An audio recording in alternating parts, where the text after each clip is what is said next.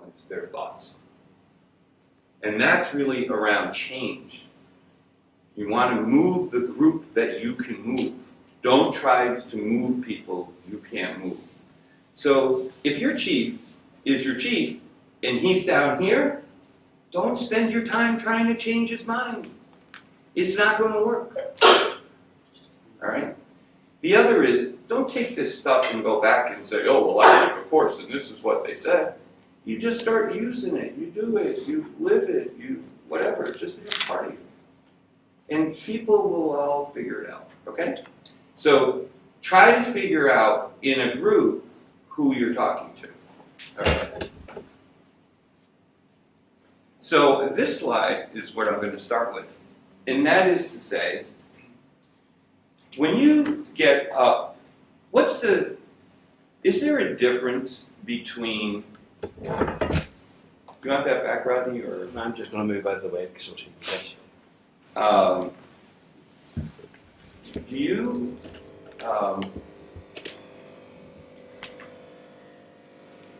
what we've been talking to you about for the last day and a half, is that you're a storyteller. You're going to get up and really you're telling a story.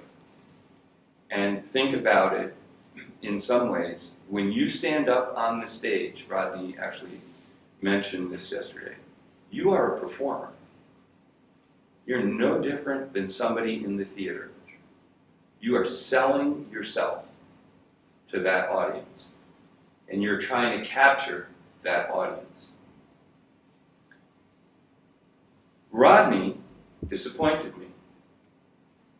Because Rodney did not use his star moment.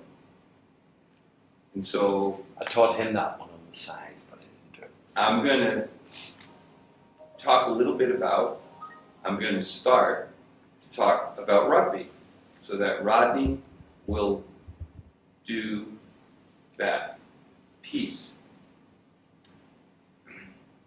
When you go to give a talk, I was talking about being present before, right? The audience being present, but you have to be present also. So part of what I need to do when I'm going to speak is I need to understand my audience. I need to become part of that audience. And I need to get myself in a frame of mind where I'm going to deliver that best performance I can. So I can't just walk in here and start talking. In rugby, I love this. I've just spoken to. Let me do this.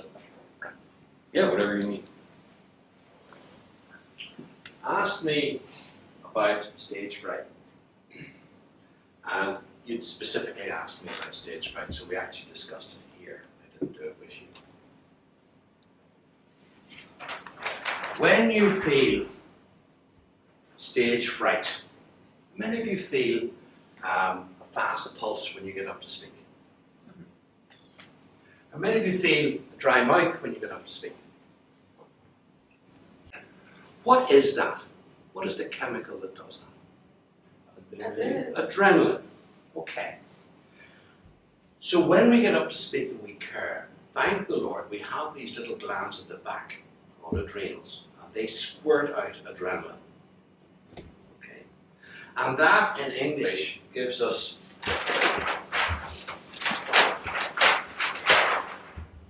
the adrenaline. We get the fast heart rate, dry mouth, and that. It gives us three things. Either we're going to fight, we're going to run away, or we're going to freeze. And those are three animal responses. The animal either attacks, runs away, or like a deer in a headlight, like a rabbit in a headlight, stops and looks. But all of that is adrenaline. And all of that is in preparation to do something, to move. Now, we've just been talking because you felt it was what? A distraction to you, isn't that right? You felt, I feel this dry mouth, I feel this sweat, and that is something bad. That means that I don't want to be here. That means I want to run away. And as I pointed out to you, Joe feels a dry mouth, we drink. I take water. We get sweat under the arms. Every time we get up. We are no different to anybody else. It's an animal response. So how do we decide whether it's a good or a bad response? Up here. From what? From our previous experiences. So if every time you've got up to speak, and somebody has always, for your own good, told you to your face, this is wrong, you should do this, you should do that, then you feel that when I get that feeling, you're anchored that this feeling means fear. So when I get this feeling, it means something bad. Now Russia, of all the countries, is one of the best at gymnastics. Yes? Especially the floor show. Okay? Or on the pole. And we all remember watching Olympics and watching, the athletes from this part of the world with great admiration. It was all those sorts of people that in my generation watched, and it was just amazing. But if the camera was on her immediately before she went on, what would you have seen her doing? What's this? Preparation. What's she doing? She's ramping up her adrenaline. Because could she run and do that jump and do those twists and do those turns without that adrenaline? So what has her coach told her? That this adrenaline is bad, need to correct that. Take some Valium, take some beta blockers. Or has the coach told her, no, this is what you need to do in order to have a peak performance. You need to have the dry mouth. You need to have that. You need to have the sweat. Where Joe is coming from, now rugby is a sport here. Yeah. Rugby is a sport in Russia. You're in the World Cup in rugby. You were down in Australia recently in rugby. And they do this very interesting thing. Have you ever seen the New Zealand rugby team? The guys, yeah. The guys with it, and the guys with the tattoos. And what do? What does the crowd wait for at the beginning of every match? Ingredients. What do? They stand there and they go, Tomate, tomate, tora, tora, tomate, tomate, yeah! Can you imagine if they put their hand on their pulse and then felt, oh Lord, my pulse is fast, my mouth is gone. Excuse me, fellas, I just need to leave the field because I'm a little bit frightened here. I'll see you in about an hour. We need some Valium, coach. What is a war dance? What is all of that? It's pumping up. If you don't get that response when you get up to speak, it actually means that you don't care. You don't care enough to have a response. And you're going to be what? Flat and boring. Famous actresses like Elizabeth Taylor, if you read any of the stuff about them, they will tell you that before they went on stage, they were physically sick. They were ill, vomited. And she knew that if she did that, she was going to give an excellent performance. If she did not have any of that feeling, she wasn't going to be in a peak state, and she wasn't going to give that performance. So as we discussed, that feeling is normal. Instead of wondering, what do I do with stage fright? You say, no, I want that feeling. That feeling is a normal body response to me getting up to speak, and it means I'm going to give a good response. It also tells you as senior people, when you're bringing up your juniors, when they're giving a talk, don't always criticize them. Give them the good things. Give them points for improvement so that when they feel, I feel this anger, I feel this feeling, it's a good feeling because it means I'm going to get better, I'm going to have a good response. Okay. You do what you do, and stage fright is because of training. because of conditioning. And what it is the New Zealand war dance. Here we go. Music. Have we any sound on this?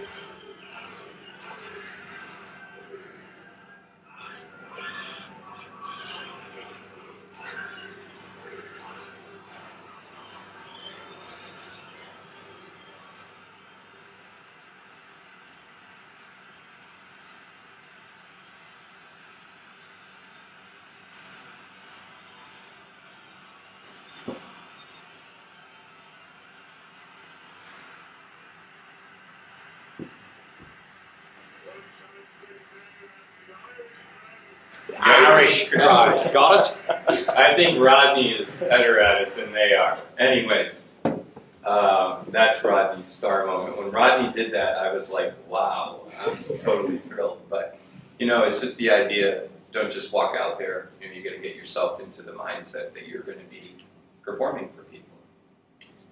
So, But we didn't see the faces of opportunity commanders. say again? I didn't hear you. They are the team. They are the team. Yeah. Oh. Well, you see what the other team do, but they bind together, right? They bind together, they know what's coming, and get ready for it. It's a tremendous thing. Anyway.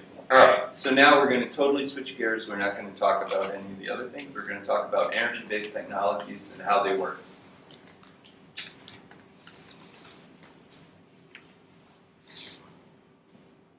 So back there is that diagram that Rodney put up earlier this morning and started. It said, lecture, reading, etc. Right? So a lot of what I'm doing today is more of a lecture kind of thing, because basically I'm going to convey information to you. So I also recognize that that's not the best way to do it, but I don't have lots of different ways to do this given the amount of time. So what I'm going to do in order to maximize that is it will be somewhat of a lecture, but it will also be repetitive so that I can drive home some key points. So the first thing is, what do you want to know?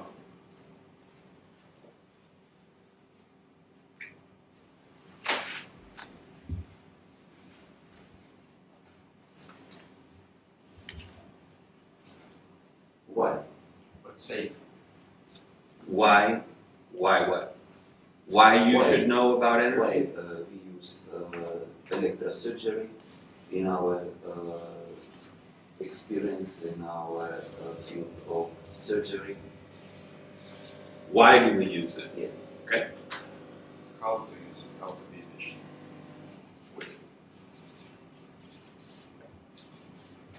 We want to know about safety.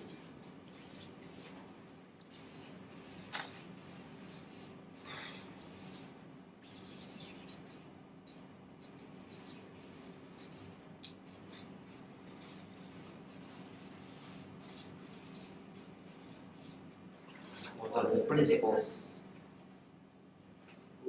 What is the difference between different types?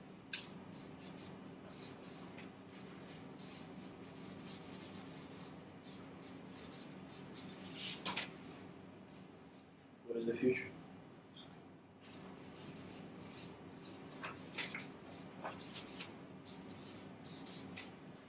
What are the principles of electrosurgery?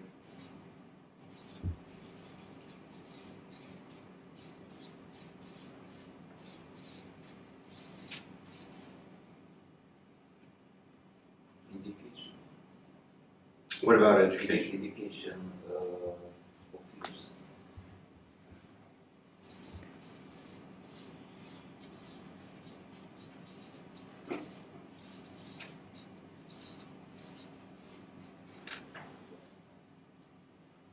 Influence on tissue. You talk very softly. and I Influence can't on hear you. tissue.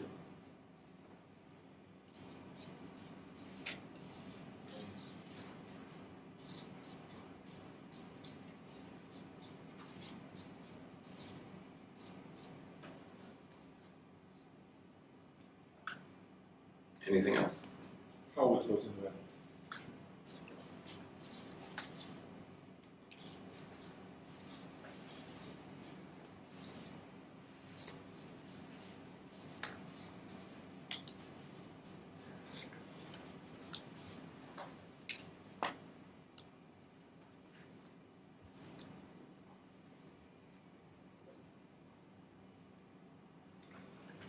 So I told you yesterday, I'm going to tell you again, this is an important part of any presentation or anytime you're going to do adult learning. You need to find out what the audience wants to know. Because if you don't cover the topics that are interesting and important to the people in the audience, then you're wasting your time. If I come in here and start talking about something that's important to me and it's not important to you, it's a waste of your time. And think about many of the lectures you go to where you hear somebody talk about what's important to them, but it's not important to you. So when you think about what's in it for me, that's how I can get for this talk what's in it for you. And my job is to make sure I'm going to cover all these topics during our discussion today. Okay? So many ways you can do this. One way to do it is the way I just did it. Another way is to put up post-it notes, the notes, say write down what you want, put them on the board, and then I'll go look at them, and as I do it, I'll pull it off, say, okay, we answered that. Okay? So that's one thing to always think about. So, it's really nice group.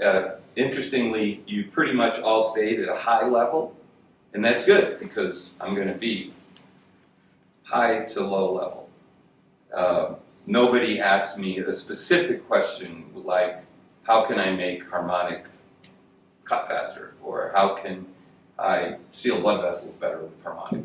That would be more specific, but we got into how do you use it, how does the technology work, what are the principles, how is it safe, tissue effects. That's really what we're going to cover, so that's all good.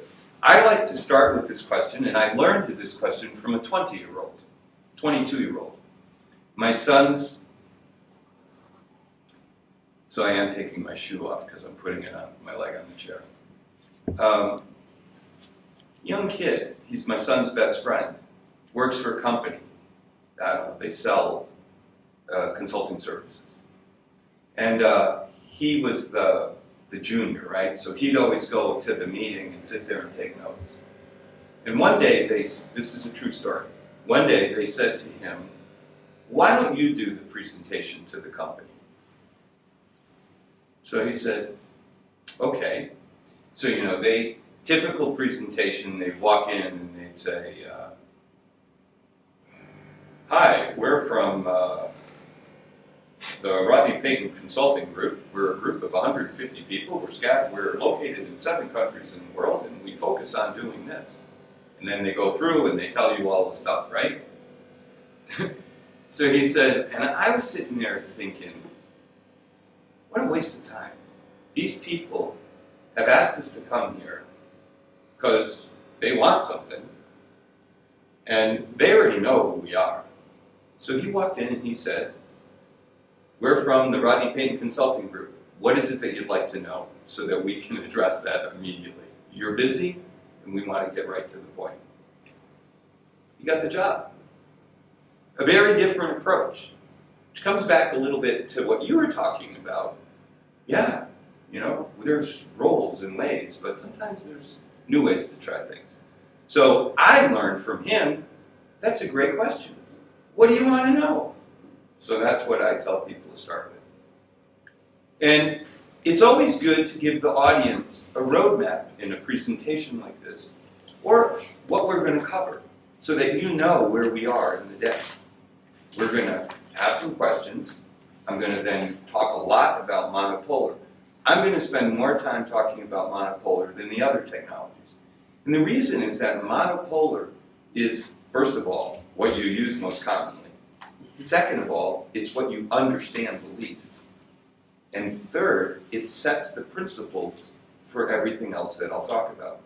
So if I get you to understand monopolar better, it's going to be easier to understand bipolar or harmonic, because I'll have a point of comparison. Every choice you make in life is based on a comparison to something. You cannot make a choice in the abstract. So, you always need to figure out what is the comparator to that person. If you walk into a store to buy sneakers, running shoes, you're going to look at that shoe, it's going to be $100. $100 is meaningless to you. You will compare it to another running shoe that was $50 or $150, right? If you go to a restaurant and you look at the menu, there's going to be a $20 steak, a $30 steak, and a $40 steak. You're comparing, right? So those are called anchors, and our entire life is based on anchors. So monopolar electrosurgery is the anchor for all energy-based technologies. And so therefore, I'll spend more time. I'll then talk about bipolar electrosurgery. We're going to talk about harmonic, ultrasonics, how it works. And I will then go into comparative tissue effects. So what are the differences between them? And then finally, I'm going to do some health economics and comparative outcomes. So that's what we're going to cover. The plan is we're going to go till whatever time we end today, and hopefully we'll get to the electrosurgery generator today. If not, we'll do it first thing in the morning tomorrow before your presentations, okay? So we're going to end at a particular time. I just don't know the time right now. What questions do you have right now? Anything that you want to, any clarity you need? So we're going to do questions, monopolar, bipolar, ultrasonics, tissue effects, Y energy, a lab. Okay? Good.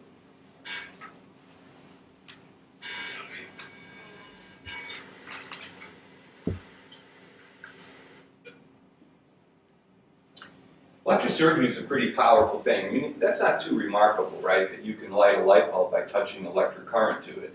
One thing that you will notice is that light is pretty bright. It's actually probably brighter than you would see here. That light bulb could be the same one. But this is probably a little bit more remarkable, because I'm actually holding the light bulb in my hand, and I'm lighting the light bulb. How can I do that? Why don't I get electrocuted? There's electricity running through me, and nothing is happening to me. Why is that the case?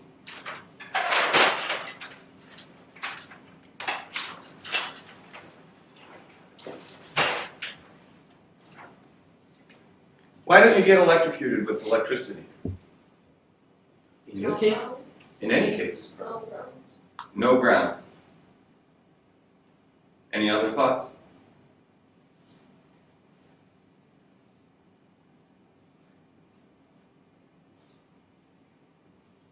That's only one question. There are many questions that you might think about. After all, this is a technology that you use every day. And I'm telling you, you use it more than anything else. You use electrosurgery more than you use sutures, more than you use staples, more than you use anything other than maybe pickups, forceps, and scissors. What would happen if a patient came into your office today to see you and they said, surgery, surgery, surgery, surgery, Sergio or surgery? Surgery. No. Surgery. Surgery. Yes. I was on the internet yesterday, and you're going to operate on my child today. And I'm a little scared because I was reading and it says that you're going to use electricity to cut my son, and that it can be 12,000 volts of electricity. Is that safe? And you know, I just read also that they think that electricity is bad for people. They might eliminate that for treating brain problems. It's safe. It's safe. Trust me, I'm a doctor. The question is why? Well, I mean, Because, you know, Dr. Sergi, okay, Dr. Sir, I trust you, but really, I mean, could you explain to me how come I can walk over and, like, come on, I'm not stupid, I can't do this, but you're going to do that to my little boy. My little boy. He's all I got. Yes. Because our experience, our clinic and experience of pediatric surgery is safe. Is safe. Has anything bad ever Yes. happened?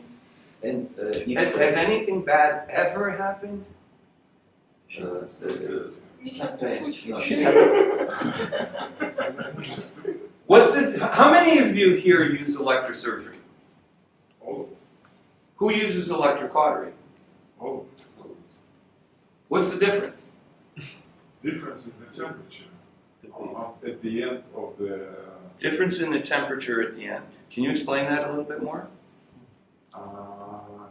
because the energy concentrated on the end of the cautery. Yes, when we put it on the Okay. tissue. Any other thoughts? What do you think? Very closed. That's closed language. If a woman does this, like her, she's fine. She's cold. If I stand here like this as a man, that means fuck off. I don't want to talk to you. I'm not interested in what you have to say. If I stand here like this, I'm open.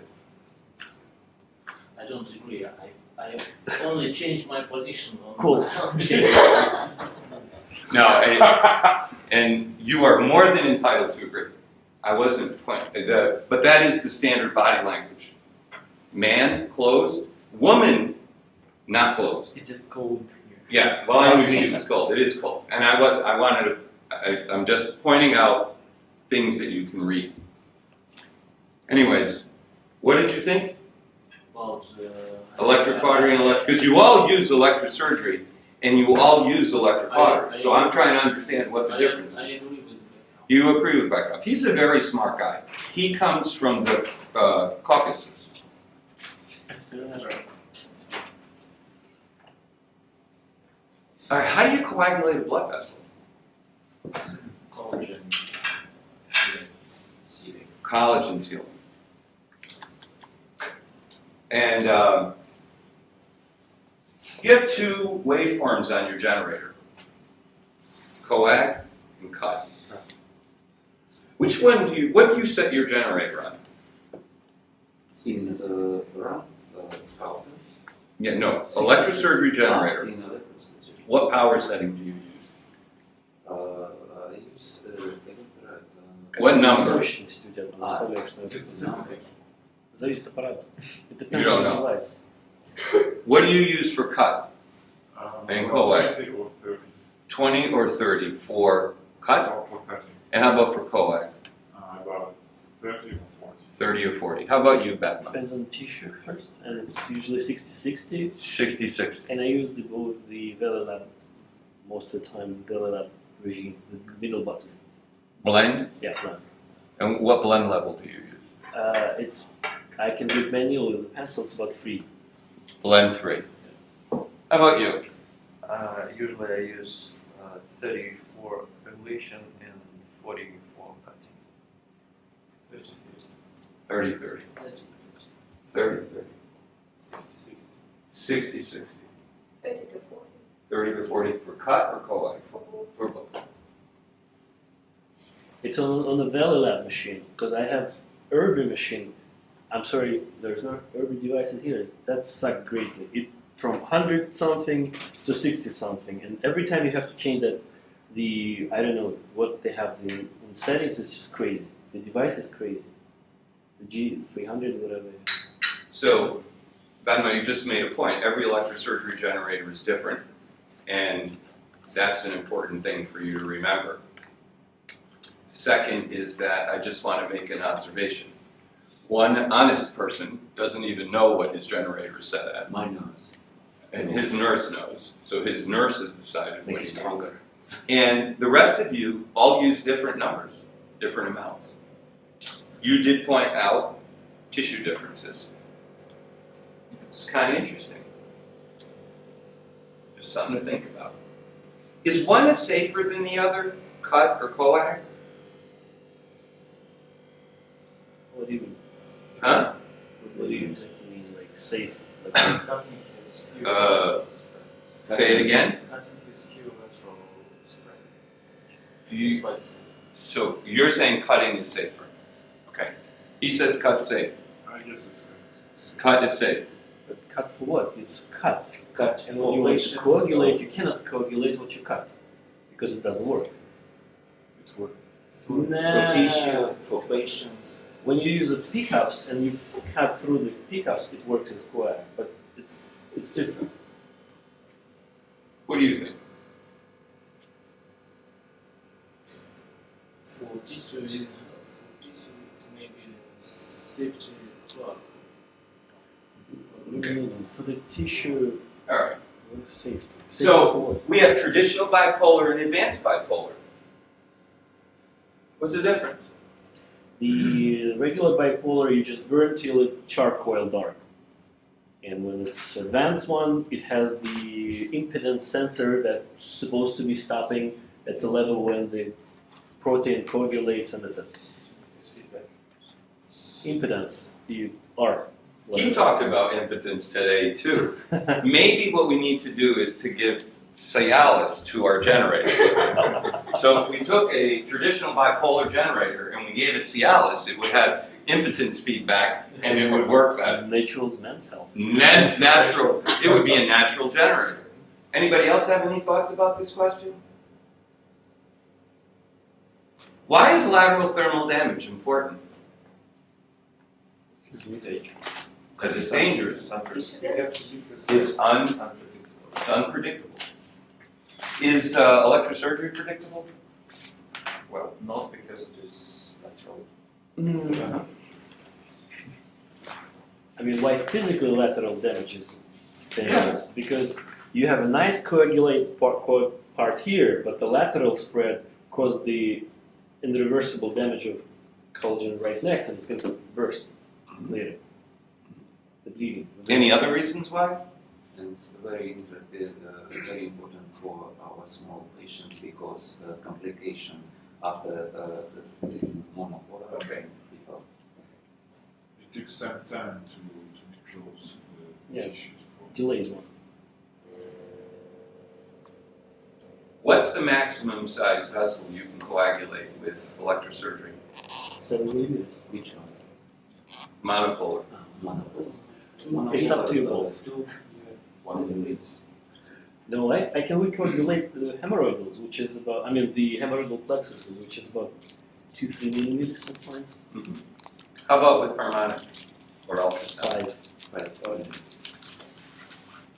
Is the ability to coagulate vessels that size related to the energy itself? Does the use of ultrasound mean that you can't coagulate bigger vessels?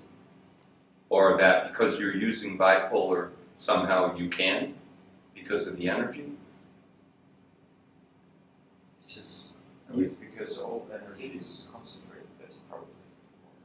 The harmonic gives you the wide, the diameter, not diameter, the width of the application is still, like it's constant.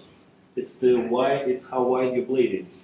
With coagulation, it's the spark that goes here and causing surrounding tissue damage, and it's they cannot do it. So what if I could take harmonic and seal a 7 millimeter blood vessel We've done without that. changing We've done without changing the blade size?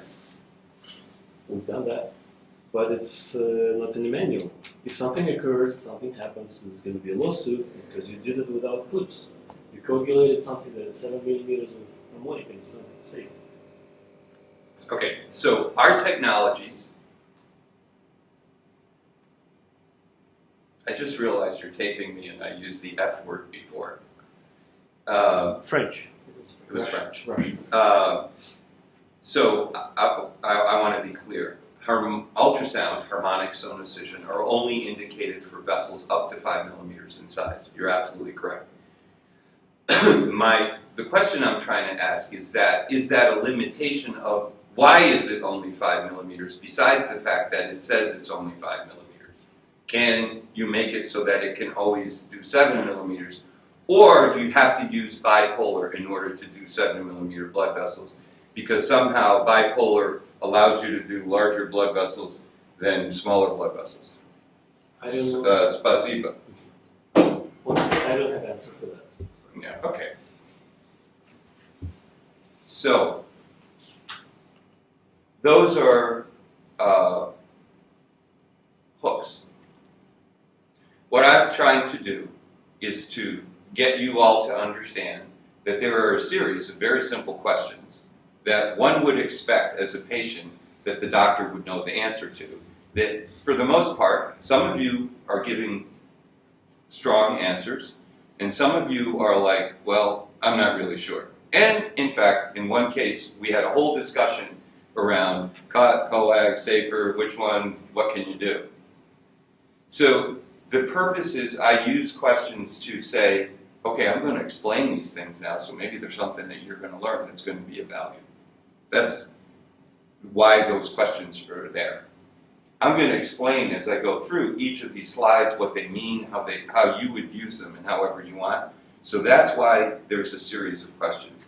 Each one of these questions has a correct answer. The other thing is that you all told me the answers. I never said anybody was right or wrong. When you ask a question, obviously, there are times when you have to say it's wrong, but you'd rather not, right? You gave an answer, it's all good. So that is just what the whole point is. So again, when I start out, I often will do this. Sometimes I might just show this, right? I have a whole list you could pick, and you might find the question that's important to this specific audience. If I was going to talk to a urologist, I might start out by saying, what happens if you have a testicle and you apply electrosurgery to it?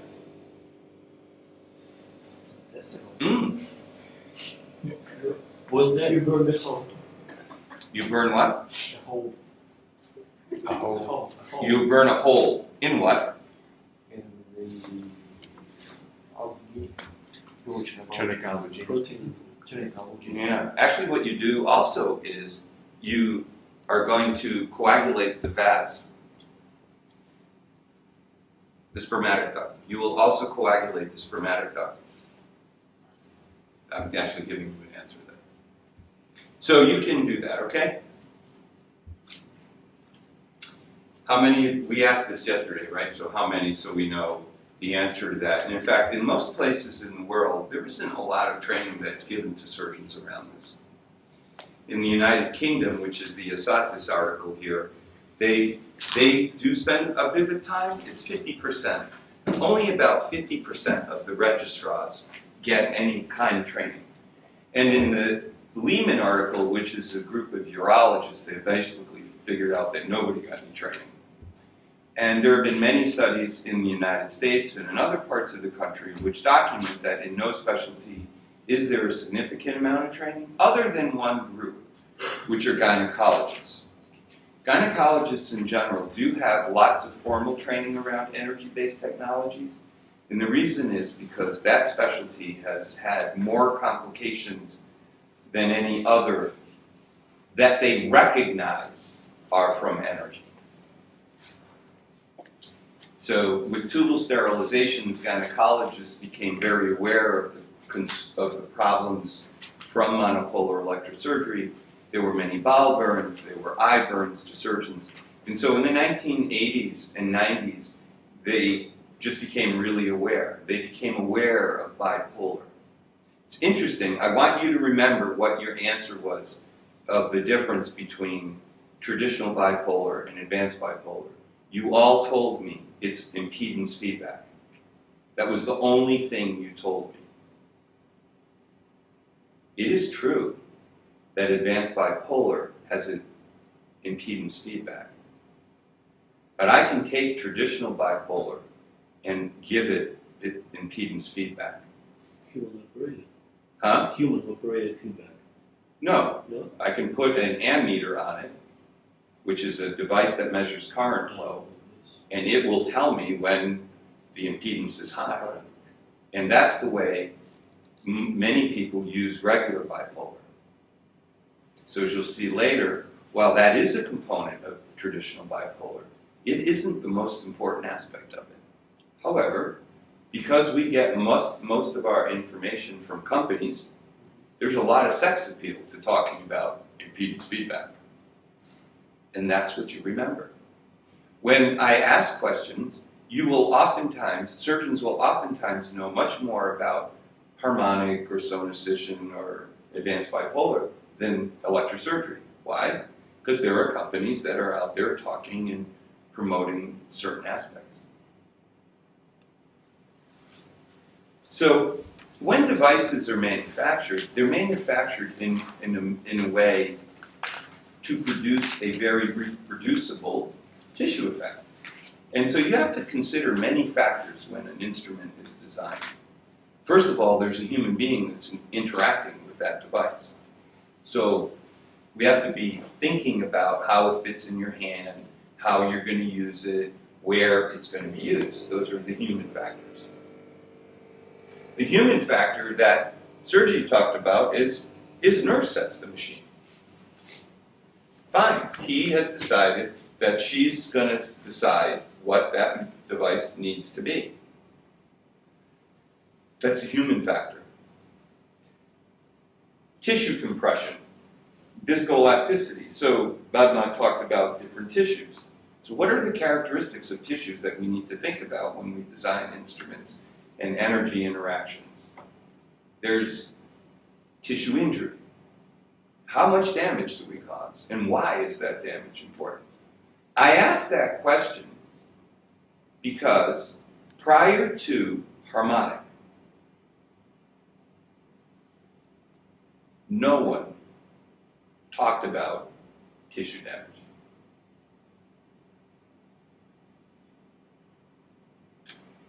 In fact, I remember when I was taught that I was told incisions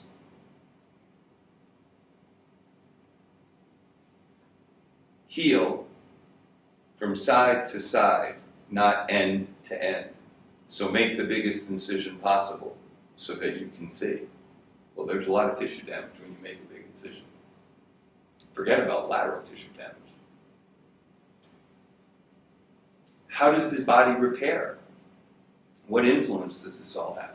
So these are things that are thought about when instruments are made, and the impact of the instrument on the tissue is going to be determined by these factors. So, let's talk about vessel sealing.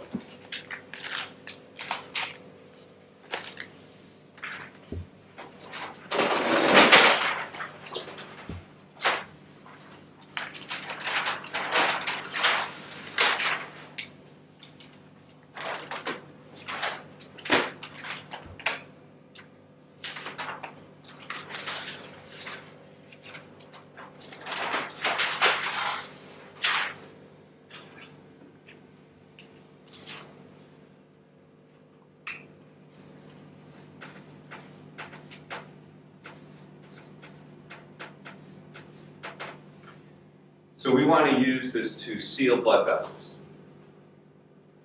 And how would you talk about that? How does an energy-based technology seal a blood vessel? Use collagen. Temperature. Collagen and temperature.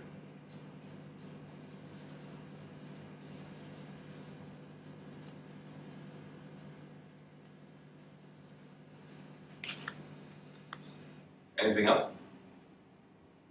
Chemical agents, such as glue or some sclerosin, such as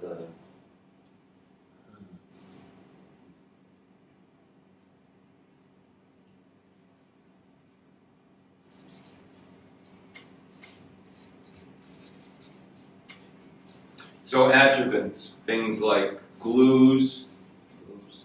activators like Surgicel, right? So in order to get hemostasis, we can use adjuvants.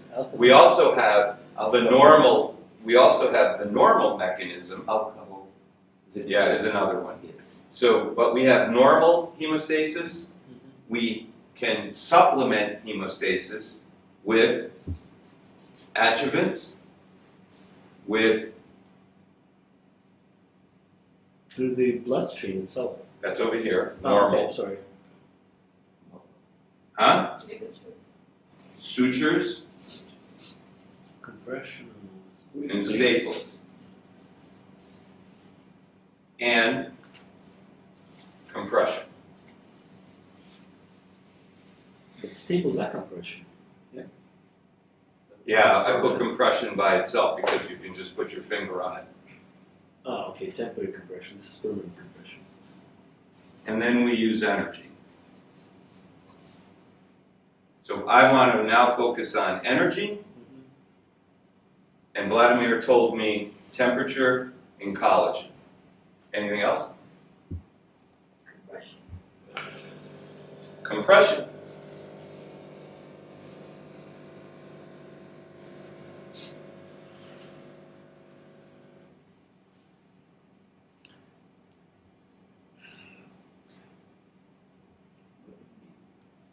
What do you mean about energy?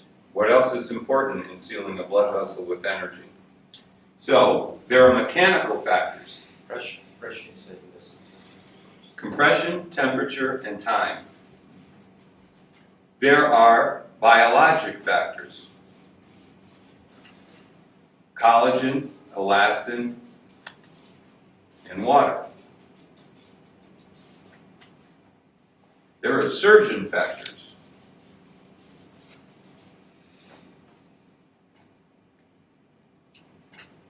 Like the angle, the size.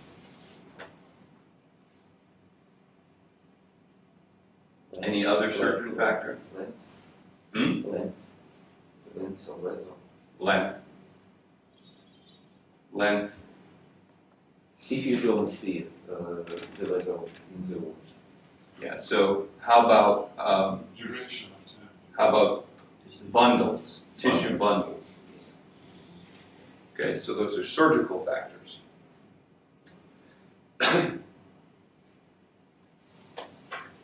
So in order for a blood vessel to be sealed, both sides have to touch each other. They need to be compressed. The fundamental difference between advanced bipolar and bipolar is that advanced bipolar technologies all give really strong compression. That's what makes them work. It is not the impedance feedback.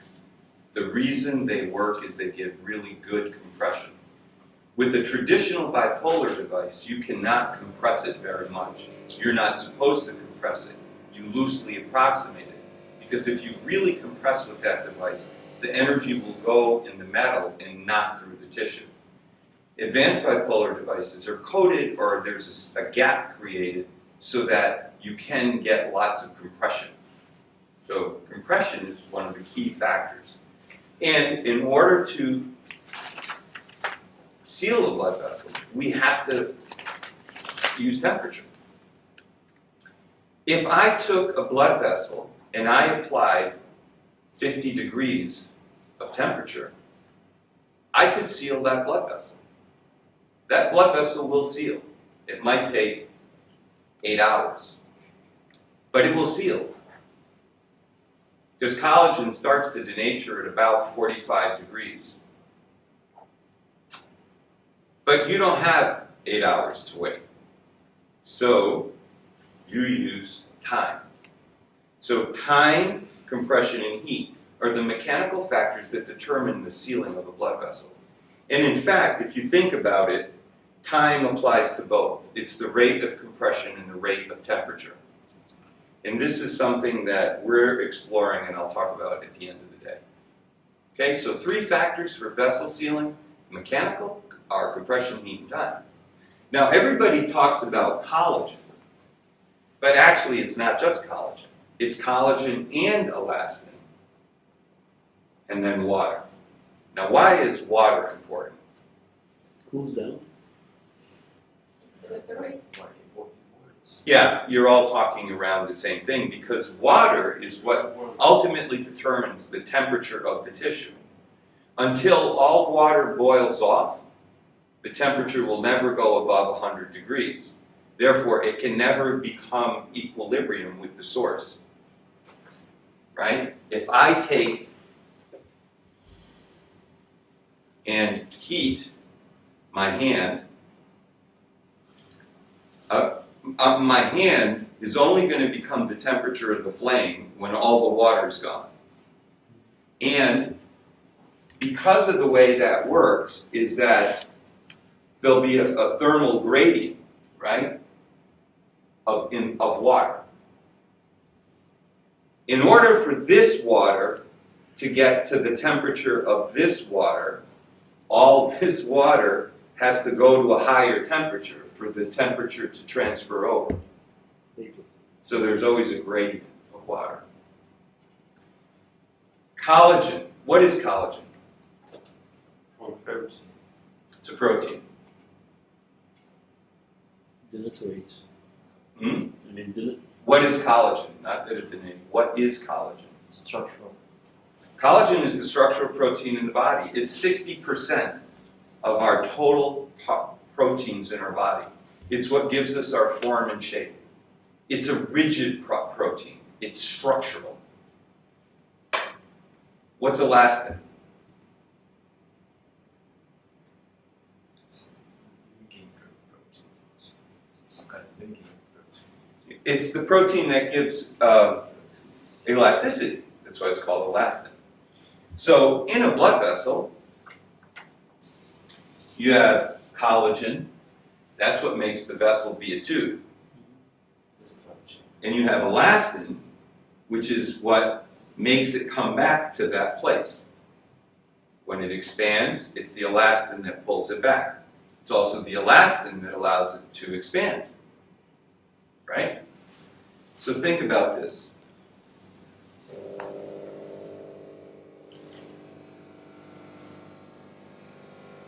I have a tube, and this tube is made of metal, aluminum. And I squeeze it down like that. Okay? This is an elastic or a rubber tube. And I squeeze this tube down. Now I let go of this. What does this look like? same, irreversible. So it looks the same. And this one Irreversible. comes back. So in a blood vessel, I have forces of inward motion, which is that collagen, and outward motion, which is in the elastin. So the strength of a vessel seal is going to be determined by the amount of collagen I have to elastin. If I have more collagen than elastin, the vessel seal will be stronger than if I have more elastin than collagen. Because the forces, when I have a lot of elastin to pull it open, will overcome the forces of keeping it together. And the water is the biology that requires it here. When Badmar said, well, it depends on the tissue, these are the factors that are important in the tissue. How much water does the tissue have? How much collagen does the tissue have? And how much elastin? And it should be empty. It doesn't matter if it's empty or not, because you compress it So when you compress it, it's always empty. Now, Sergio didn't know this, but he doesn't use the same power as all of you. He probably uses 10 or 20. Why? Kids different. Because he's operating on children which have high water contents. All of you, though, are operating on patients with all different water contents. He operates on very obese patients. They don't have a lot of water. He needs less electricity, maybe. But they have a lot of fat. Fat requires more electricity. We'll explain why after. So if you have a patient, you're operating on them, and they have, they're septic, they have inflamed bowel, you need more electricity because you have more water. You have to get rid of all the water. So if you operate on bone, well, it doesn't have a lot of water. So the biologic factors are collagen, elastin, and water. And then angle size and bundles are factors. And as we go through the day, I'll talk more about those. But from a basic vessel sealing, we need to know the size, the angle, whether it's one vessel or not. But always remembering that vessels are heat and time, collagen, elastin, and water. Okay?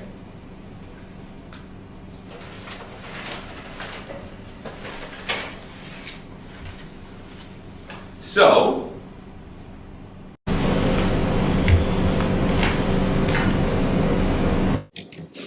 What I got? The so and there are surgical factors. What are the biological factors? The biological factors are collagen, elastin, and water. It's the collagen that's sealing. It's opposed by elastin. And water is necessary to be evaporated to get the temperature. And what are the mechanical factors? Compression, heat, and time. That took more than 30. I mean, each of those was 30 seconds. So now, what we do in the body is we cut and we coagulate tissue. That's all we do. So I'm a minimalist. I don't think much of myself or what I do, right? I'm a mechanic who operates with the car running instead of with the car not running. So maybe I'm not much different than a race car driver mechanic. And what I do is I cut and I coagulate.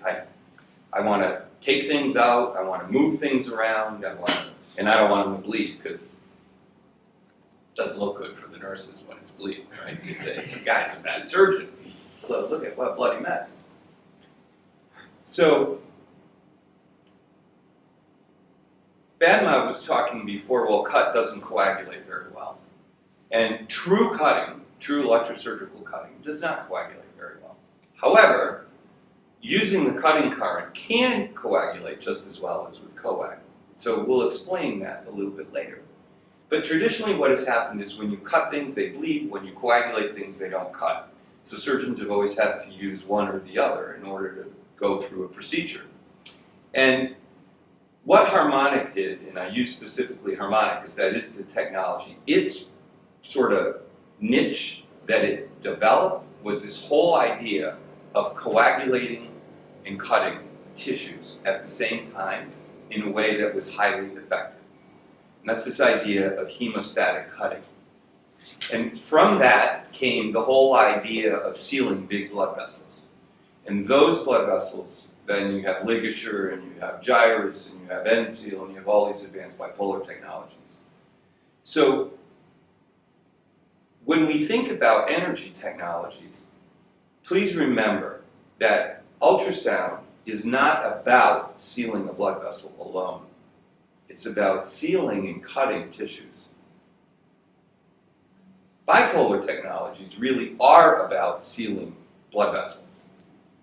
They're not sort of designed to hemostatically cut tissue. Because you have to seal tissue and then cut it. Right? Now it's in one instrument. Does that make sense?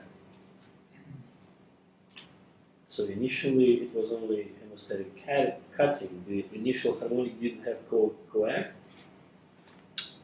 It coags and cuts at the same time. but when I use the slow motion, it doesn't cut. It just cuts slower, but it's still cutting. You're just slowing everything down. So I'm not going to the end when it's already finished and cutting, yeah? So I think what you're asking, or what you're telling me is, what if I just take harmonic and I activate it, but don't go full cycle? Right? Well, we'll talk about that we'll talk about that more when we come to ultrasound. The question is whether that's effective. So just remember that when you use harmonic or ultrasound, that you're sealing and cutting simultaneously. So you will seal the vessel and it will cut. If you don't go all the way, you might seal the vessel or you might not seal the vessel. You feel like you sealed the vessel. The question is whether the vessel was really sealed or not. Does that make, are you understanding? Because in the real practice, it's always like, okay, we'll see. So I will come back to that.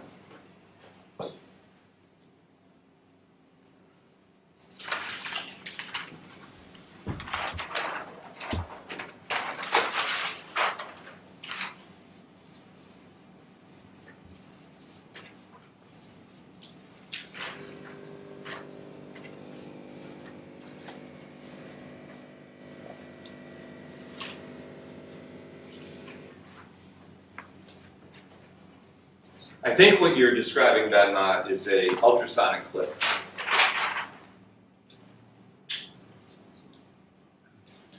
So we talked about the fact that how do we get blood? How do we achieve hemostasis?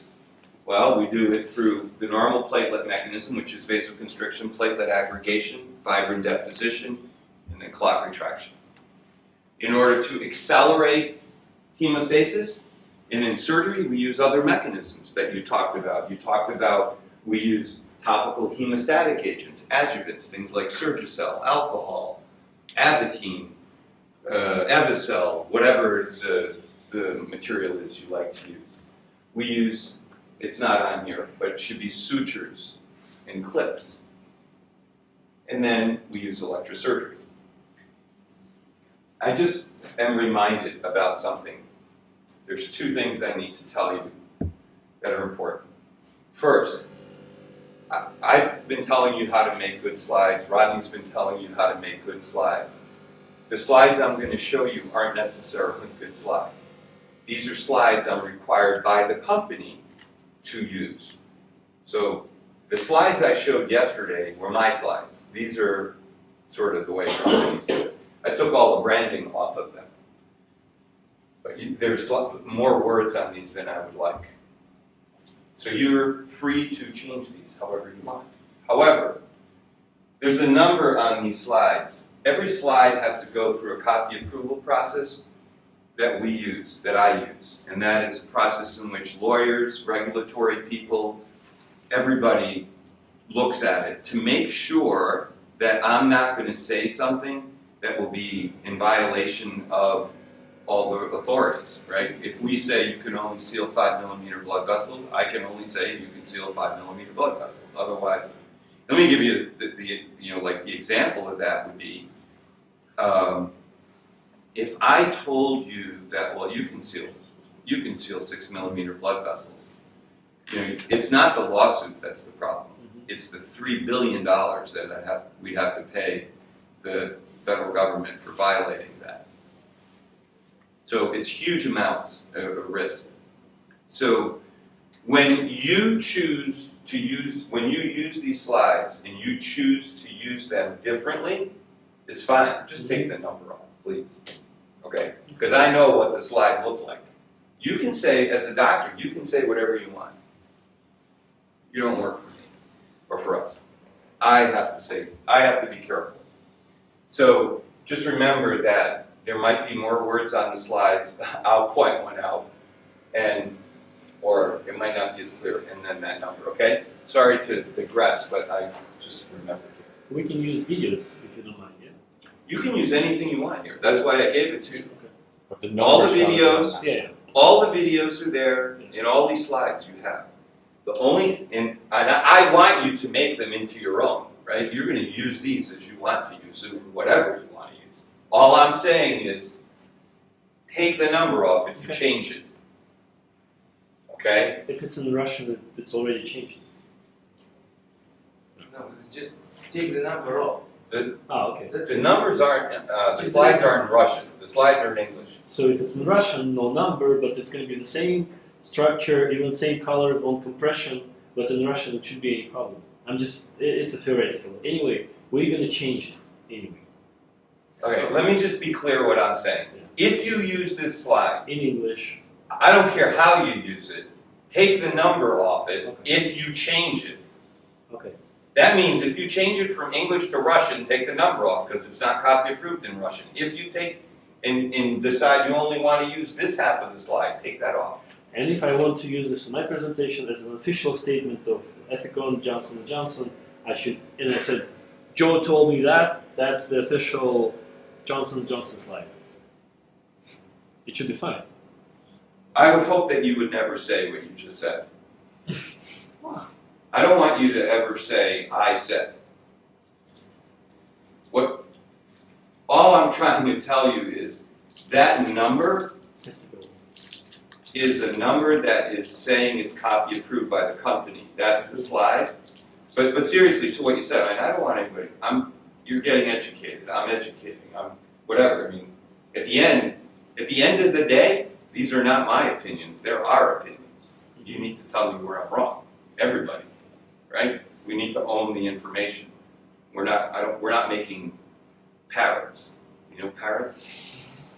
Okay. So we talked about, that fundamentally we know we need to have compression, heat, and time. And these are the factors that have often been stressed. And it's interesting because we've known this since 1965. People knew since 1965 that compression, heat, and time was important to sealing blood vessels. But yet it took until the 1990 for harmonic to really capitalize on that. And then that was followed by ligature and other technologies. Since then, there are many studies that have been done that have evaluated this. So over the last 50 years, people have known that compression, heat, and time is important, but no one knows the interrelationship between them. No one knows what's perfect compression, perfect heat, or perfect time. So we don't know the optimum. Water is important, as I've described, because as you increase the tissue temperature, the water temperature will rise, and the tissue will not burn until the water is all gone, as I have said. Proteins will start to denature at about 40 degrees. That's scary. That means when you have a fever, some of your proteins denature. And it really took me much of my adult life as a surgeon to understand why it's important to take care of a fever.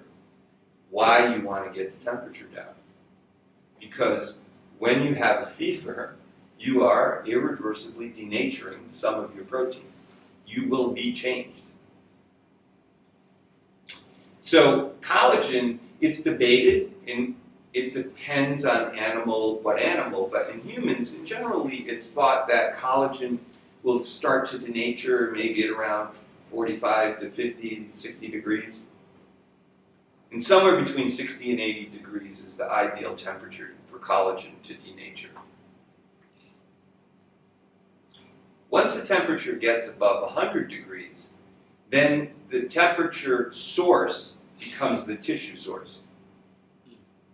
If the flame is 150 degrees and there's no water, then the skin will become 150 degrees.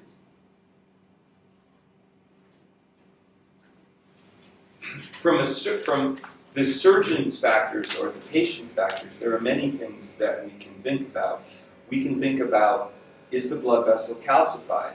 Does the patient have atherosclerosis? Does the patient have hypertension? Now, despite the fact that surgeons always are calling out calcified blood vessels as a problem, there's no literature that supports or that identifies that. In other words, there's one study that's looked at atherosclerosis of blood vessels in an animal, and they weren't able to show any differences whether they had atherosclerosis or not, but it's an animal. And clearly, if the vessel's calcified, I don't disagree that there's a problem, but no one's ever done a randomized trial, or no one's ever studied patients who were calcified versus not calcified. It's an observation which could be true or not. As Rodney said yesterday, it's a belief. So it's not uncommon to read a paper and they say, we used Enzil in 150 patients and it was one patient that bled that was calcified. Okay. So people are attributing it, but it's not science. It's just an observation. But it is a factor to consider. It's interesting because oftentimes with blood vessels, first of all, small vessels, who cares? But oftentimes when they're calcified, they don't bleed anyways because they're black. But so these are all factors that are important. And as I said, there's not a lot of knowledge available around hypertension, calcification, or atherosclerosis. Within platelet counts, if you use electricity in the form of monopolar, or bipolar, you need to have a normal clotting system. If you don't have a normal clotting system, the technology will not be effective. The reason is the use of electrosurgery depends on platelets aggregating and fibers being formed. Good job. Yeah. Not too much. Vessel size. The bigger the vessel, The bigger, which one? Which size? so as vessel size increases, burst pressure decreases in general. Now, what is burst pressure? Pressure per square inch. Yeah, so burst pressure typically is defined as the amount of pressure that's required to burst open a vessel that's been sealed. And the different side of tissue, such as neck, such as abdomen. Correct, so you then have different burst pressures for different arteries. So you could have the carotid artery, the renal artery, they're all going to be different. But in general, the larger the vessel, the lower the burst pressure. That's in general. In general, the further away from the heart the vessel is, the lower the burst pressure.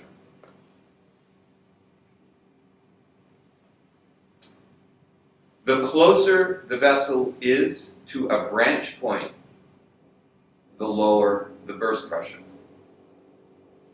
So, what that means is, if I took a carotid artery and I measured the burst pressure here, it's going to be different here, and it's going to be different here. And if I look at the carotid artery versus the renal artery versus the iliac artery, they're all going to be different. Part of the reason why that's different is collagen and elastin, and I'll explain that in a minute. The other thing on this slide that you can talk to is vessel angle. When we do open surgery and you have to put a tie on something, it is standard practice that if you can't put a hemostat perpendicular to the blood vessel, you put a right angle clamp or an adson, right? Because you want the tie to be perpendicular. You want your tie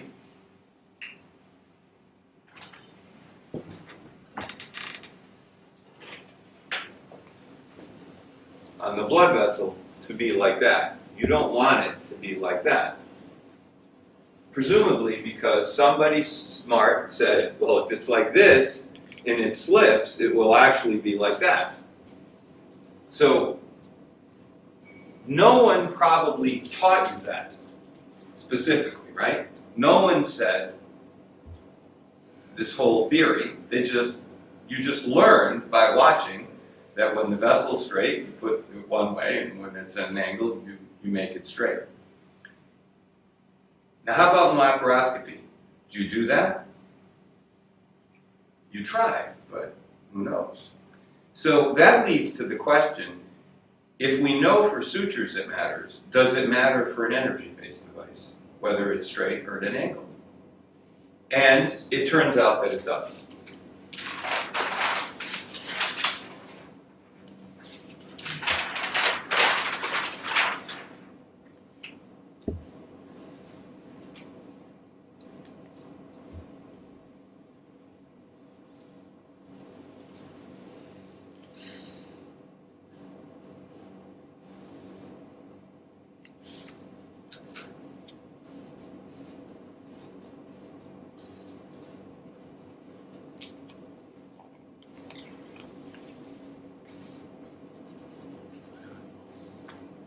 If I take a 5 millimeter blood vessel and I divide it at 90 degrees perpendicular, I will have a certain bursting pressure. If I divide that same 5 millimeter blood vessel at 45 degrees, I will have a statistically lower burst pressure.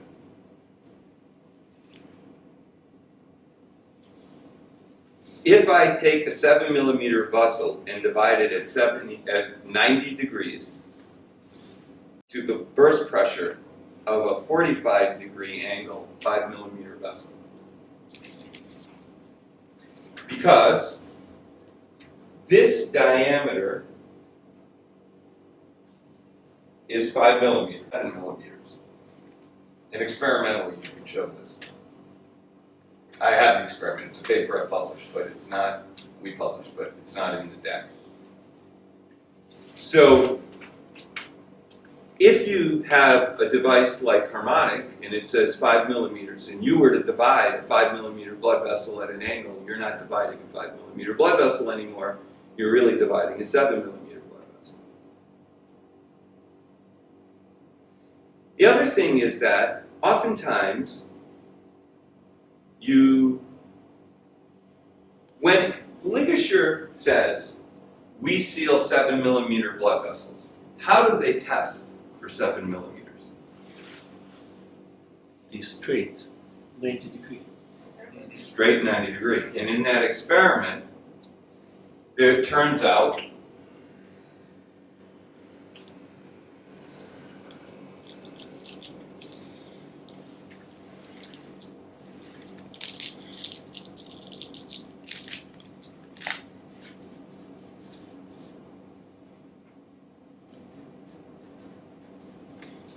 you make it compress at 7. so No, but a it's 5 millimeter blood vessel that is measured this way in external diameter, this is actually about 6.4. When flattened is 6.4. So am I telling you this size or that size? Zero size. Hmm? Zero size. Open lumen or compressed? That's it. I didn't hear what you said, sorry. Open or compressed, but Zero size. yeah, so with ultrasound, with harmonic, that's it. Open lumen. With ligature, that's it. Two different testing methods. The same characteristics. Yeah, so I mean, it's true that it's a 7 millimeter blood vessel, but the testing they do is based on the flat distance, not on that distance. Thunderbeat is also with this distance. With open lumen. So here's what all that means. When you look at a study in the literature and it says, you have to look and you have to say, what size vessels did they look at? If I say to you, well, harmonic doesn't seal 7 millimeter blood vessels, therefore ligature is better, well, that's like saying My car doesn't float in the water, therefore a boat is better. Things are designed for what they're designed for. So you also cannot compare one study to another study because you have different blood vessels. And if you see a study and it says, we went and we took blood vessels all over the body and we measured their diameters and we found this, just throw the paper in the wastebasket. Because the vessels in the body are all going to be different. How do I know what the hell I'm measuring? You have to look at a specific blood vessel at a specific place. Now, this is a good example of the collagen-elastin ratio that we talked about. There are a few studies, this is the one I've chosen. So the black is the amount of collagen to elastin. So the higher the number, the more the collagen is. Okay? So this has a very high collagen to elastin ratio. And it also has a higher burst pressure than here. So the femoral artery has a much lower collagen to elastin ratio, and it has a much lower burst pressure than the renal artery. That's also a larger artery than that artery. So the more collagen to elastin, the greater the burst pressure. Typically, collagen elastin increases the closer you are to the heart, and it decreases where you have receptors or at branch points of vessels. Okay? No. What's the matter? Just I need to get it written. The iliac arteries have lower burst pressure than, for example, inferior mesenteric artery. Correct. And the diameter contributes to this also? Yeah, you bring up the inferior mesenteric artery, so it's amazing. The inferior mesenteric artery is an amazing artery because there's so much interest in it. What size is the average inferior mesenteric artery? 3 to 4 millimeters. What are we worried about? It's a small artery. What percentage of inferior mesenteric arteries that you operate on are patent? It's always patent. No, there's only about 70% of them that are patent. Because by the time you operate on people, they have atherosclerosis. And the first artery that goes in your abdominal tree is the inferior mesenteric artery.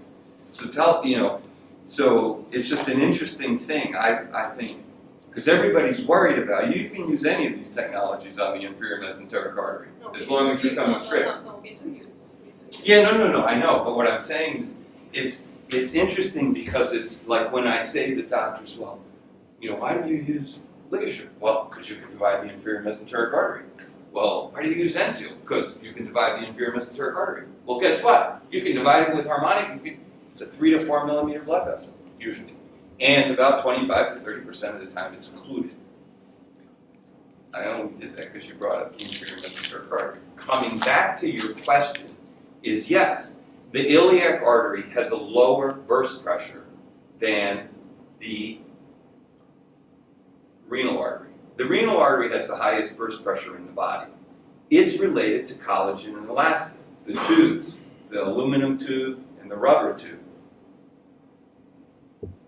So if I have more of this than this, it stays together better, basically, is the simple way to think of it. But yeah, does that surprise you that blood vessels have different burst pressures? That the sealing capability is different? No, I'm just wondering if there's different factors contributing, not only the walls features, but also the pressure of blood that will come afterwards after you seal it. For example, if you seal the internal venous artery and you seal the inferior mesenteric artery, the characteristics of the walls are different, and maybe the blood pressure inside in the stump can be different. So does this weigh each other? Well, you're asking a very interesting question that I don't know the answer to. That's probably why it's interesting. But here would be my speculation. If I have the aorta, and I have the renal artery,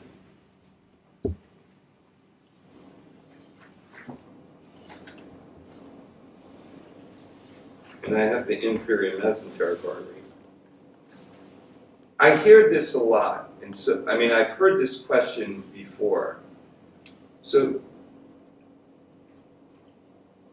my gut answer is that if the blood pressure here is 120, the blood pressure here is 120, and the blood pressure here is 120. And internal iliac the same. Internal iliac the same or common iliac? I don't know. I think it's the same. Now, the pressure is going to be related to the resistance of the blood vessel. So I don't know the answer to your question. I really don't. I would have to sit down and mathematically figure it out. But where you're going is correct. There are many factors that are altering this burst pressure. It's the size, it's the collagen-elastin ratio, it's the distance from the heart, it's the presence of receptors, it's the presence of branch points. So the fact is it's different everywhere. But the specific question you're asking, I don't know the answer. I don't know that there's a difference in the internal pressure of the iliac artery, the inferior mesenteric artery, and the renal artery. So I'm just wondering, so depending on the walls, it is safe to seal the inferior mesenteric artery, for example, with a bipolar, with a ligature. So it should be safer to seal the internal iliac artery, depending on this. No. Because the burst pressure is lower. This is the iliac artery. This is the carotid artery. This is the renal artery. The inferior mesenteric artery isn't on here. But it's somewhere between. We don't know. Correct. So what's your question? So if it is safe in our experience to seal the inferior mesenteric artery, Yeah. then it should be more safe to seal the internal iliac because of the lower burst pressure. Am I right? Or I don't know where you know, based on this, where the inferior mesenteric artery is. maybe somewhere like, Maybe we don't know. like renal? No, Just it's not based- like the renal. It's not like the renal. It's going to be somewhere. So I don't know the answer. Now, to answer your question, the femoral artery will have a burst pressure of 250. This is in a pig. And here it's about 400 for the iliac. So is it? Well, the iliac artery is greater than a 7 millimeter blood vessel, so that would be contraindicated. And size has something to do with it also. But I think it's an interesting discussion that points out the complexity of it all, right? So basically you have collagen and elastin in water. And that's the whole point of that slide. I asked why is lateral tissue damage important? Well, I got surgery to tell me that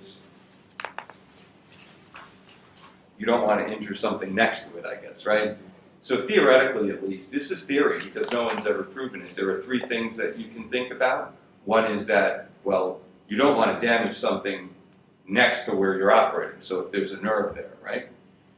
Theoretically, the less tissue damage you have, the less inflammation you have, the faster healing you get. Because in order to heal, first you have to have inflammation to clean out all the dead stuff so that the good stuff can be formed. That's the normal healing process. And then finally, and something that people don't often appreciate, is that the less tissue damage you create, the easier it is to do the operation. Because you don't stick the tissue planes together, so you have easier to dissect. So that's probably 3 reasons why lateral tissue damage is important. Okay. So for vessel sealing, you need to think about biological factors, collagen, elastin, and water, mechanical factors, compression, heat, and time, and surgical factors, which is the angle of the vessel, the size of the vessel, the location of the vessel, and tissue bundles. Okay? Done. What questions do you have? Anything? Okay? No question. So, I did it on the blackboard, and I did it on the whiteboard. I went through it again on the slides, and I've summarized it for you. So you just got it 3 times.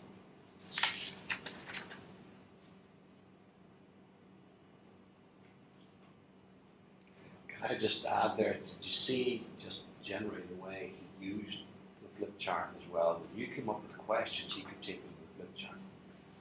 So he wasn't totally reliant on what those slides were. And that's really what you've got to get is you're comfortable taking what somebody said, drawing it on a diagram to make it clear to the audience. And just those two are so powerful.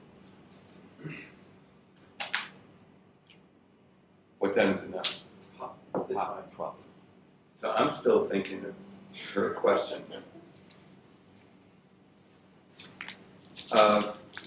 Specifically for the inferior mesenteric artery, the inferior mesenteric artery can be divided with advanced bipolar, it can be divided with harmonic or sonicision.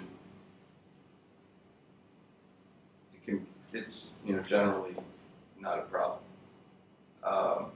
The reason I picked it up is, we've talked to you yesterday and today about ways that you communicate messages and how you leave things in people's minds. And I think the inferior mesenteric artery happens to be one where companies have very effectively developed entire stories around. And so I want you to have the reality, not the company side of the view. Okay. Ready to move on to the next topic? Want a 5-minute break? Yes. To see, I feel the energies in the room by how they hold their body and how they hold their face, which Rodney could probably spend 3 nuances of what those things mean. So in the operating room, we use lots of different energies. We use electromagnetic energy. Most commonly, we use electrosurgery, and we'll spend time on that. Bipolar is nothing more than monopolar, but you change it from big to little. And lasers, and I'm not going to talk about lasers, and if at lunch or tonight or tomorrow anybody wants to know about lasers, I'll be happy to talk to you about lasers, but I'm not going to talk about it only because we don't use them. I saw the thing from combat. It looks like an iron to iron, and they said it's a completely different type of source of energy. And I was almost torturing them, like, what is this? How does it work? It's like, it's a different thing. No. It's like small 2 iron things. You saw it, yeah? I know what it is. What is that? What is energy? What energy is I this? will explain it to you. Oh, but it's not. Is it? It is neither of these. So there should be a third one, yeah?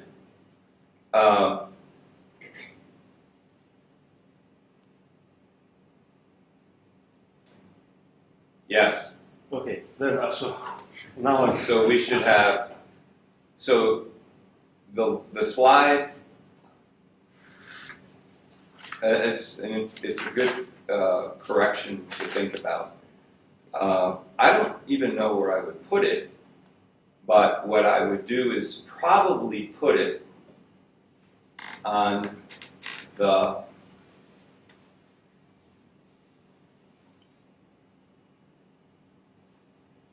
in the middle. how you call the principle? I'm going to explain Okay. it in a minute. I will come to it. Thank you for bringing that up, because I wasn't going to talk about myself a note. I have to figure out where to put that. Put it here.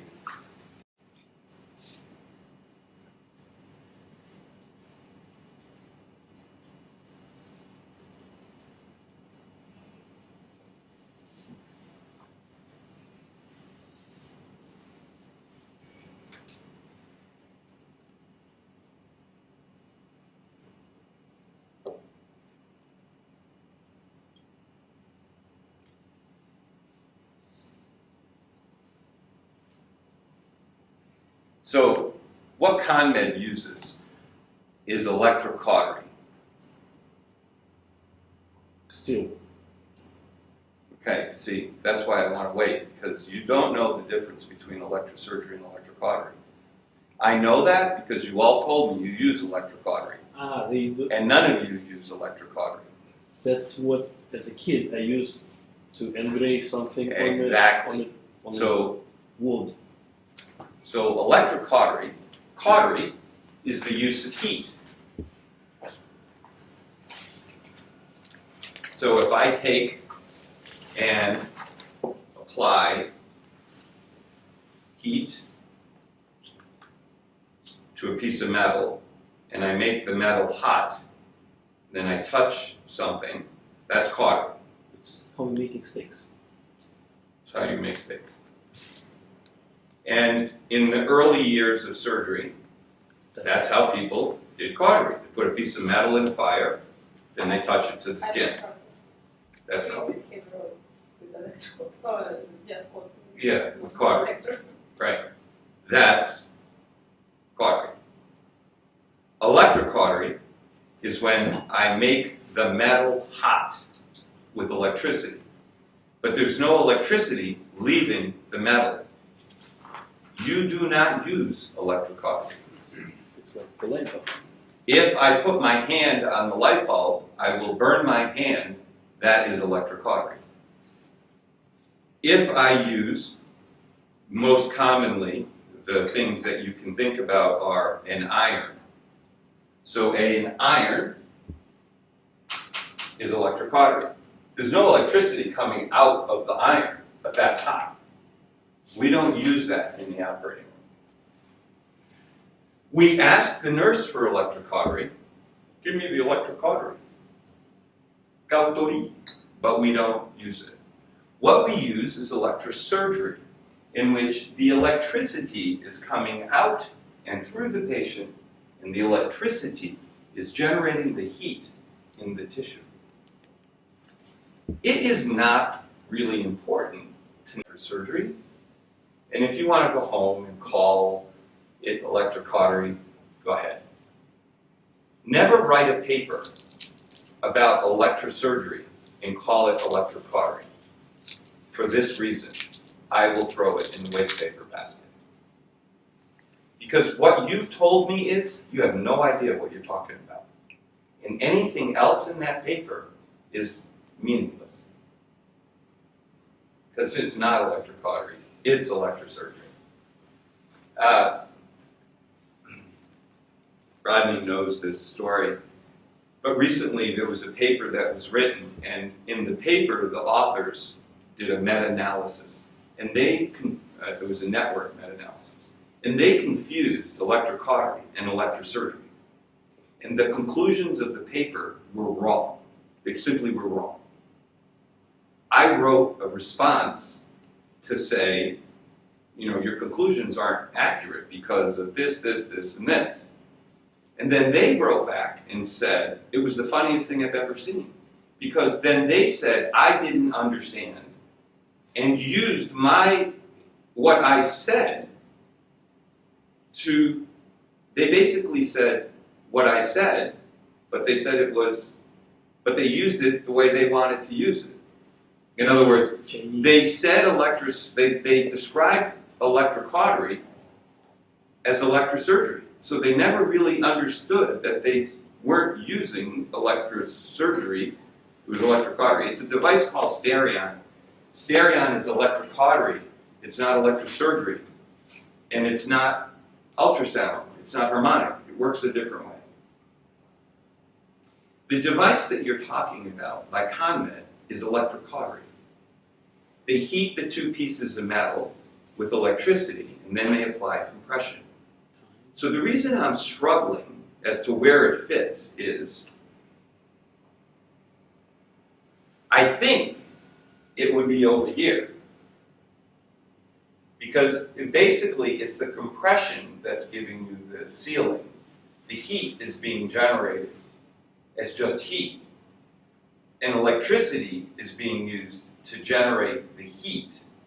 In these cases, it's electrons that are doing the cutting, or light photons.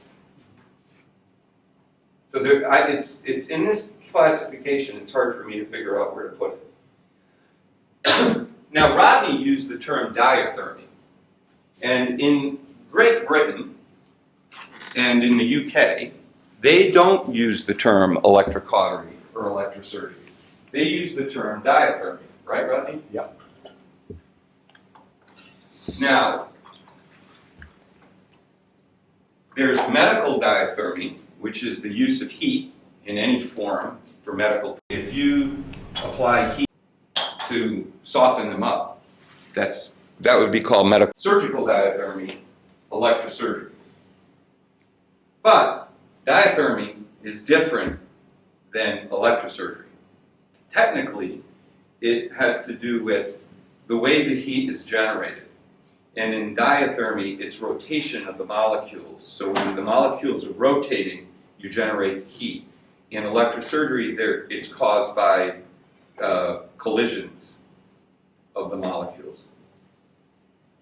So just know that, but for our purposes, we will use diathermy being synonymous with the use of heat in surgery. Okay? Bad mind, you're looking confused. Yeah, because there's another thing which called radio frequency thing. So all these are radio frequency. Anything that is electromagnetic is radio frequency. Radio frequency is the spectrum of electricity that goes all the way from infrared light all the way through to atomic energy. That's the electromagnetic spectrum. So radio frequency simply means I'm using a frequency that is in the radio wave area. You know, when you use your television, it's like using electrosurgery. I will try this if we have a chance and we can get the stuff. When you activate an electrosurgery pencil, a needle over here, I can make heat over here simply by activating the pencil over here. Because there's a wave, a radio wave, that's being generated. Electrosurgery, because it operates in the 300,000 to million range, is in the radio wave part of the electromagnetic spectrum. So radio frequency is simply an aspect of the electromagnetic spectrum, just like infrared, ultraviolet, etc. Okay? So, why don't you get electrocuted was one of the questions. Why can I hold the light bulb? And it's simply because of what's called Faraday's principle. Faraday was a physicist who understood that at frequencies greater than 100,000 cycles per second, nerves cannot depolarize. So it's kind of simple.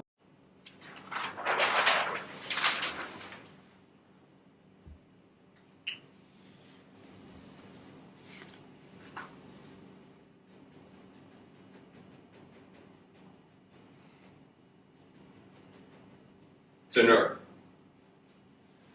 When the nerve is stimulated, this goes here, this goes here. That negative causes that to go there, and that causes that to go here, and it goes down, right? So when we look at what's called an action potential, you have a spike, and that spike moves down the length of the nerve, right? So if I have Stickman, and Stickman steps on a nail, he feels pain. And then what will happen is, to the brain, hits the brain, and he says, ouch. That's an action potential. At 100,000 times per second, here's what happens. This gets hit with a negative. And because it's an alternating current, it then gets hit with a positive, and a negative, and a positive. So this positive charge is sitting here going, leave me alone, you're driving me crazy, I'm just going to sit here. So nothing happens. That's why you can use electricity near the heart. That's why you don't get electrocuted, because the frequency is always greater than 100,000 cycles per second. If you were to apply that electricity, you could electrocute yourself, especially with the voltages that we use, because the standard electrosurgery generator will use anywhere from 3,000 to 12,000 volts, and you're afraid of 220. So you're using very high voltages at very high frequencies in order to achieve your tissue effect without stimulating nerves. So the electrosurgery generator is taking electricity from the wall at 60 cycles per second, or 50 cycles, and converting that electricity to a much higher voltage, so it's amplifying it from 220 volts to 5,000 volts, and changing the frequency so that the frequency that leaves the generator is always going to be greater than 100,000. If, however, I take metal and touch electricity to the metal, I can generate lower currents. That's why you should not use electrosurgery on a piece of metal near the heart, because you can create lower currents. Could you repeat again?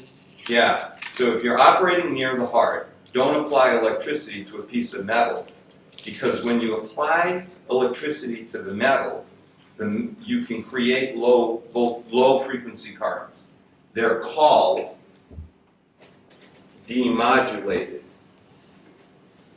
currents. Okay? So touching metal with electricity intentionally is normally fine. But if you do it near the heart, you can get low frequency currents. So if I'll take a pickup and I bother something next to the heart, You could create currents that would be low frequency that could cause atrial fibrillation or ventricular fibrillation. How close? Close, I don't know. but I think they bother hard, yeah? They do?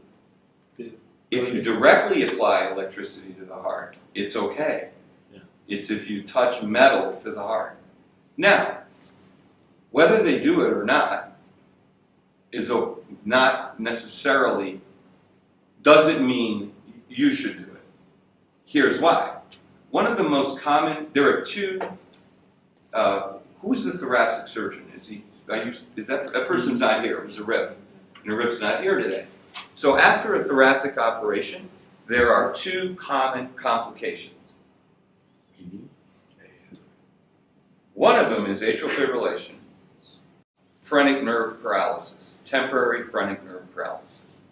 Obviously you have bleeding and you have drainage. But those two complications occur after thoracic surgery. So the fact that thoracic surgeons do this is a problem of surgery. We just decide that 3% of patients have atrial fibrillation, or 5% of patients will have atrial fibrillation, and that's the way life is, and nobody ever goes and figures out why. So just because they do it doesn't mean its value is. You shouldn't do it, because that can cause this. You will get demodulated currents. Okay? So with that, we'll go to lunch, and that's Faraday's principle. Faraday, F-A-R-A-D-Y. Faraday's principle is that neuromuscular stimulation does not occur above 100,000 cycles per second, and that is the reason why surgery. It was discovered by the French, Arsenault, in 1860. Bovie is important because Bovie was the first one to make a commercial machine that could be used everywhere. And together with Cushing, who was the surgeon who pioneered it in neurosurgery. Student of Halstead. Please? Student of Halstead. Student of Halstead. And it's a good example of what Rodney talked about, that being the first with an idea isn't the winner. It's the person who's able to communicate that idea and get people to buy the idea that wins. Irby in Europe. Well, Irby's just a company that they make generators. But So- they say that in Europe they started to sell. Almost at the same moment they started to use commercial machines in Europe. Isn't it right? The Irby devices. I don't know when they started, but That when I was trying to, years ago, I found that in US it's Bowie and Cushing, yeah, but in Europe it's Bowie. Oh, in Irby. Okay, I believe it. Yeah, it's like, who did first laparoscopic cystectomy? Yeah, so I believe it.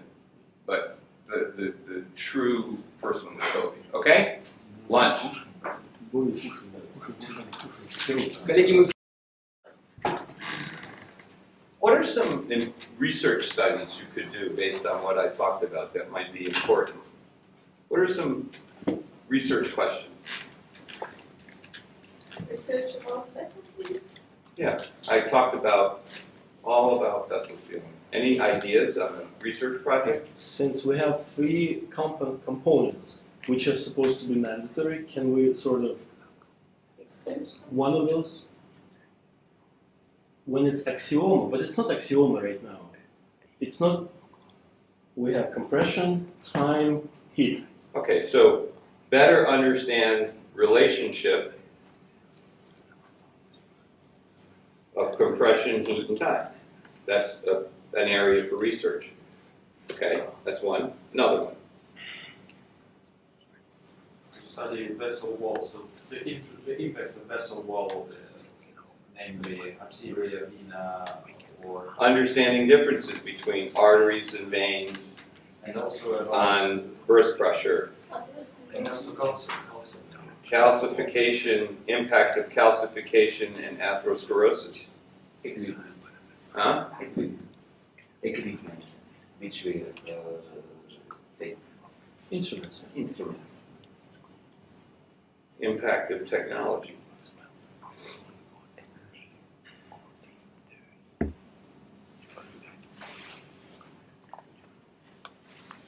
Anything else?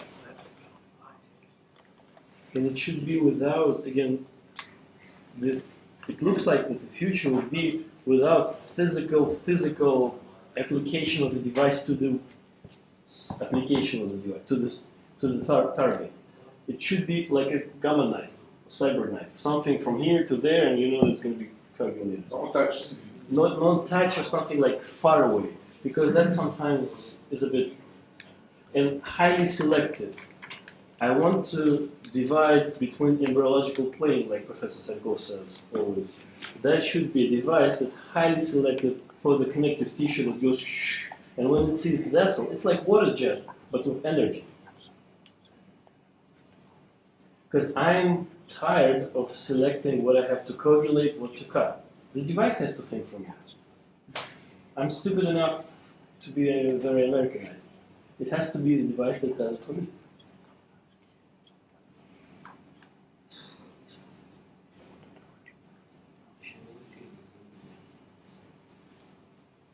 And why one device has one energy wave?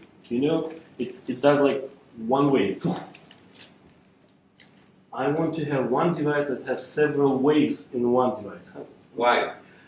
In that case, I can just applicate it to the liver and it will divide veins in a one way, artery in a one way. Or How do you know you need different ways?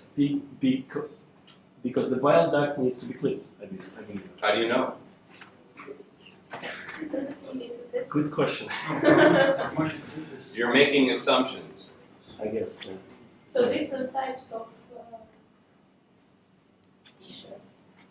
Of vessels. So- Not, So maybe we need to understand on this one, arteries, veins, tissue type, impact. So that's an area that you could evaluate and understand better. The other one I was thinking was the IMA. What is the composition of the IMA? So you see that this is actually a process to make you think about the information you got and transfer it into a question, which is kind of a quick discussion group, but is kind of active learning. Good. Let's just wake us up at lunch. All right, so we were on electrosurgery and we talked about Faraday's principle, and now we're going to move forward. So, one of the things you wanted to know were the principles of electricity. Yes, Ask you a question. if only if you speak louder. I'm a little bit confused by your statement that 100 kilohertz not stimulate muscular tissue or nerves. But when the patient under spinal anesthesia and I touch electron knife with muscle, it contracts. I'm glad you asked that question.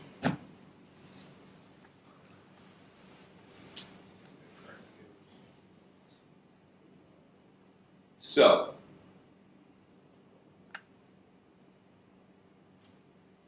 first, what it means is no neuromuscular contraction, which means the nerve isn't stimulating the muscle, but the muscle can still contract.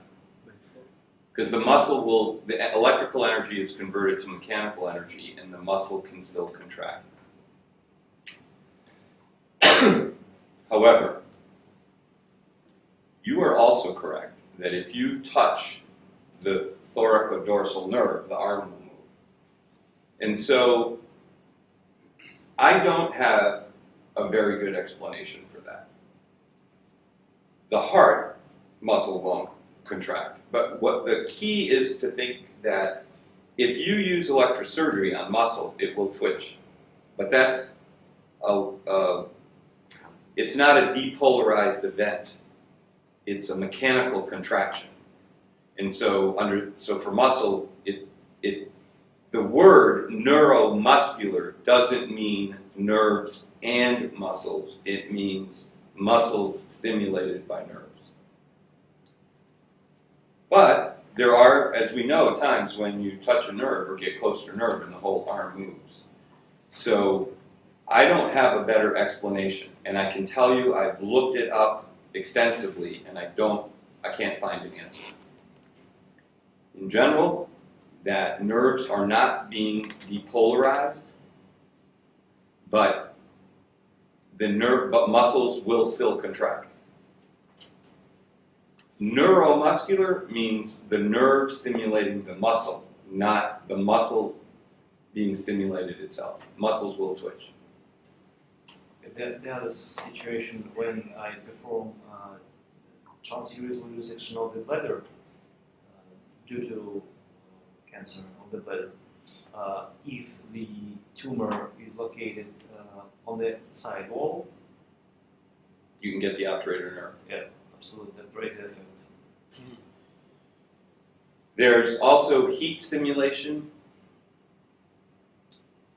but it's pretty clear that there are many examples of what you're saying. This is really, why don't you get electrocuted? It's because the heart muscle isn't being, the nerves around your heart aren't being stimulated. But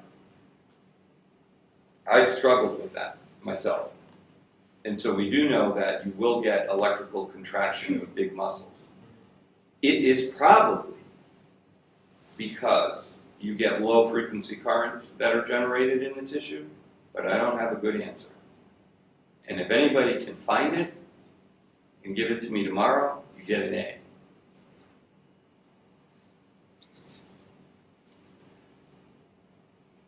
Usually in order to stimulate a muscle, you need lower frequency electric currents. And all of you in college did it. You take a frog leg and you stimulate it and you get a reflex response.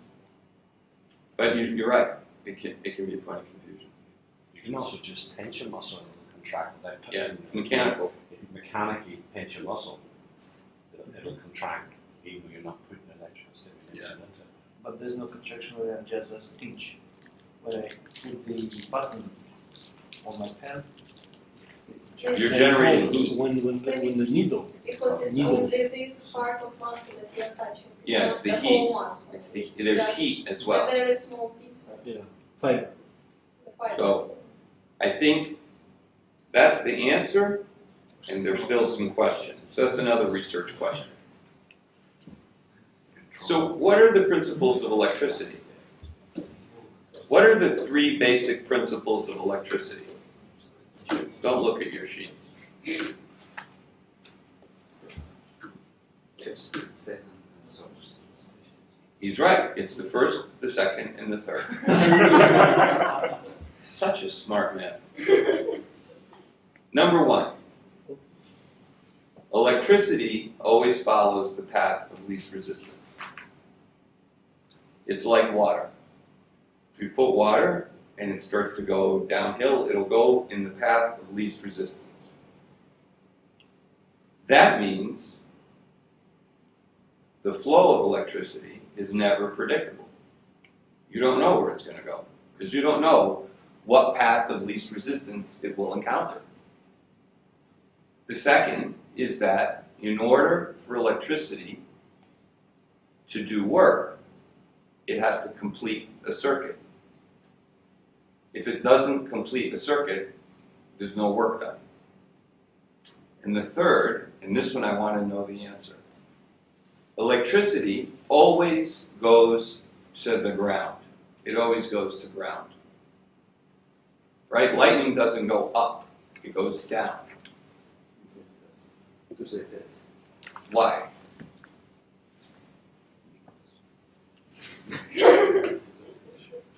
Because Putin said it goes down. And that is the way it is. Why? The physical. Why?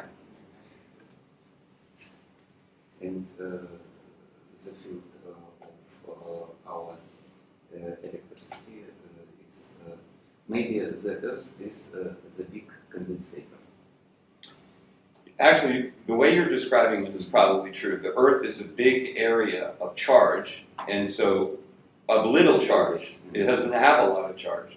So the electrons can spread out. Electrons want to spread out because they don't want to be near each other.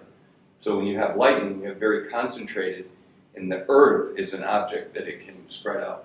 So that's the theory. And if you get to the physics, it's the difference in the electrical potential. So it is about electromagnetic field. It's that the Earth has a very low electrical potential, and the lightning has high, so it goes to where there's low. At the end of the day, though, the point is it always goes to the Earth. So, Sorry to interrupt. What about sheet lightning? what about? Sheet lightning. It's in the cloud.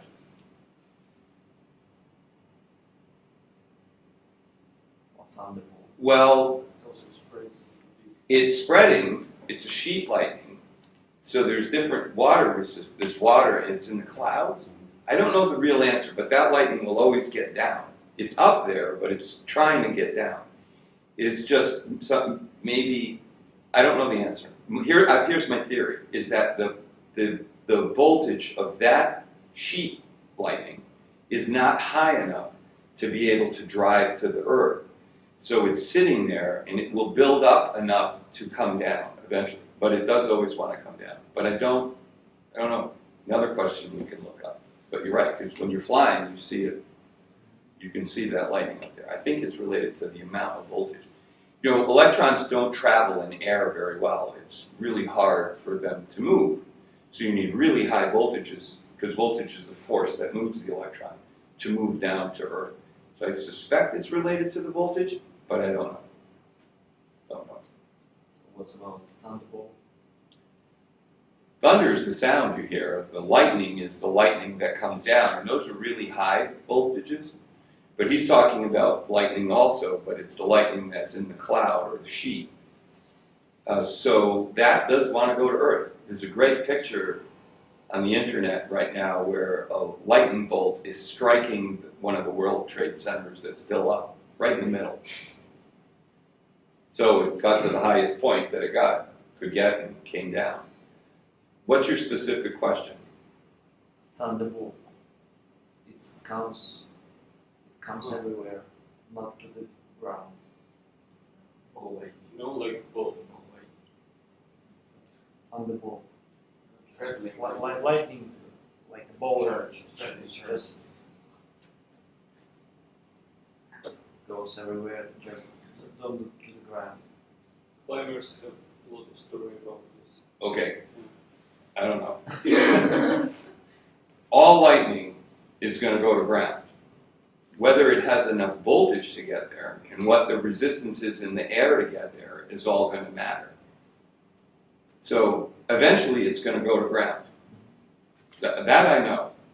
But I don't know what a thunderball is. Or a lightning ball. I don't know what it is. So it sounds like tonight I have to look up sheet lightning and thunder lightning. Thunderballs. Lightning balls. Great balls of fire. It's like a James Bond movie. Thunderball. Thunderball underneath. I'll look it up. I don't know.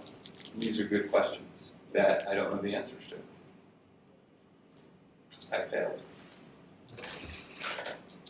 Electricity always takes the path of least resistance. Always seeks ground, and it always has to complete a circuit in order to work. I mean, those are the general principles of electricity. And as you see, the image I use is lightning, which is coming down to Earth. But you know, that lightning has to, it's about, Vladimir said it, it's about the potential difference. So electricity is about the potential difference between 2 points. And you have to have enough force to get it to go down. It's not just, doesn't just fall out of the sky, it has to be pushed by the voltage. The voltage is the potential difference between the 2 points. And I think you've asked good questions that I don't know the answer to. In the body, these principles are pretty much the same, except there's a couple of variations. So electricity in the body follows the path of least resistance, just like it does in human being. I'm sorry, in nature. And there are 2 principles that are important to understand with electrosurgery in the body. The first is that the smaller the area of contact, the more the damage that will result. Think of that as current concentration. The current is being concentrated in a small area. Let's say I have 100 ohms. Whoops.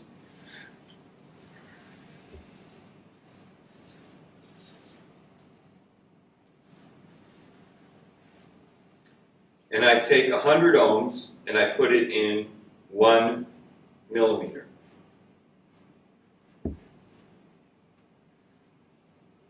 Or I take that same and put it in 1 centimeter.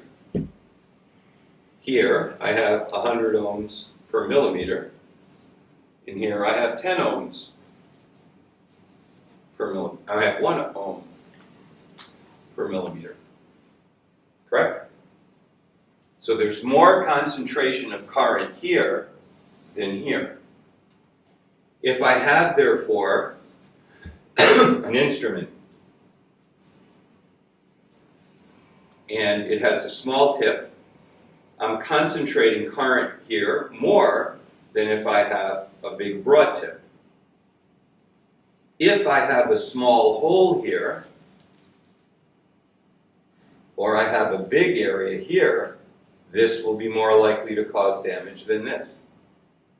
The area is what's important of contact, and that's current concentration. And current concentration is proportional to the temperature that's achieved in the tissue. Inversely proportional. So the smaller, no, it's proportional. The bigger this is, the more concentrated, the higher the temperature. Okay? The last point is this one. Constant power, variable voltage. What does that mean? So in Russia, electricity is delivered to your house and to this hotel with a constant voltage. The voltage of the electrical grid in Russia never changes. It's 220 volts. Volts are what forces the electricity. It's the push on the electricity.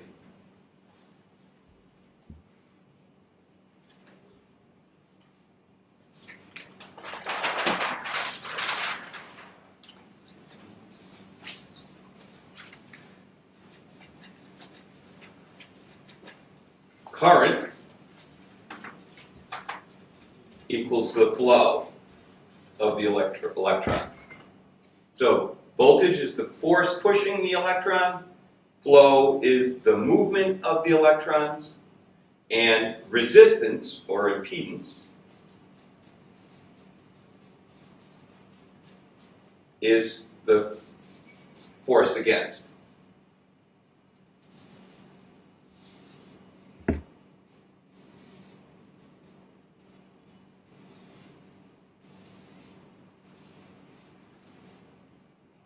Does anybody know what that is? It's a car. Smart.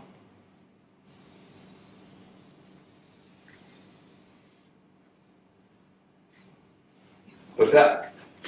A hill. So I take my car and I put my car going 60 kilometers per hour. That's my flow, my current. My car is moving 60 kilometers per hour. I set the machine, the cruise control, 60 kilometers per hour. My engine spins at a certain rate to turn the wheels to move 60 miles per hour. This engine spinning is the voltage or force.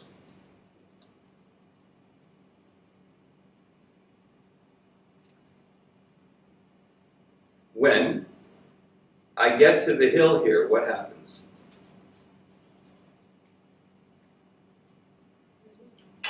The resistance goes up. So what will happen to the car? Either stop or slow down. Right. The car would either stop or slow down. Or the engine will turn more to keep the car going 60 miles per hour. So I continue at 60 miles per hour and I get to the top. Now I start to come down. What happens? The resistance goes down. So therefore the car will either go faster or the engine will slow down so it continues at 60 miles per hour.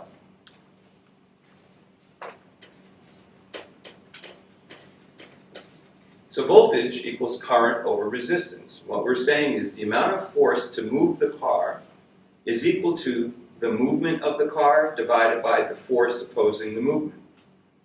It's called Ohm's law.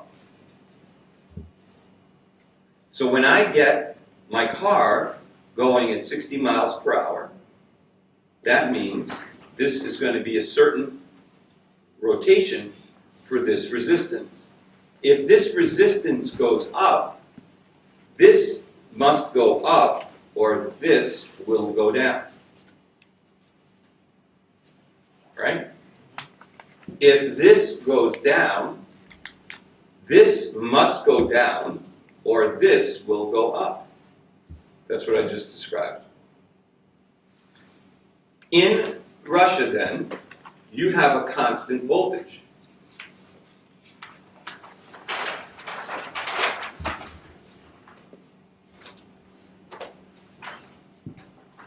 This does not change.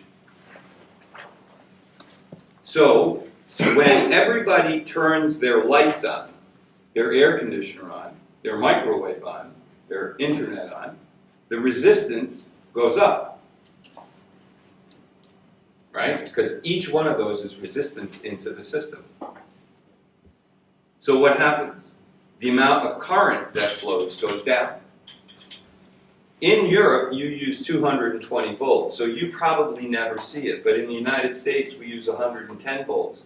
And in the middle of the summer, the lights can be dimmer than they are in the winter because there's not enough voltage to drive the electricity through all the resistance that's in the system. Electrosurgery generators are not set up that way.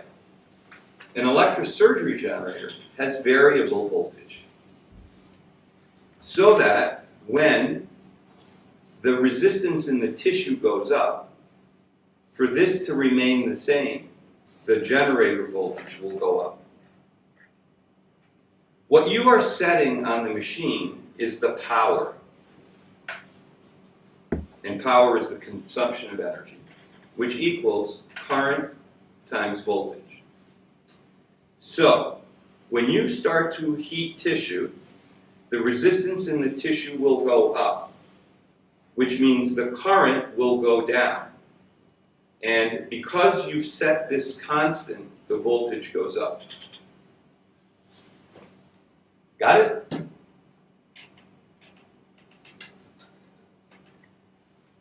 So unlike the system in cities of constant voltage, variable power, we have constant power, variable voltage.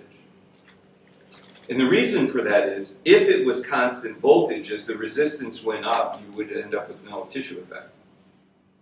So that's why it's done this way. But Irby has made a generator that's constant voltage, variable power. But most generators that you use, Valley Lab, ConMed, and everybody else, they're storage. They're variable voltage, constant power. Everybody understand this? No more physics after this. Ohm's law. Voltage equals current over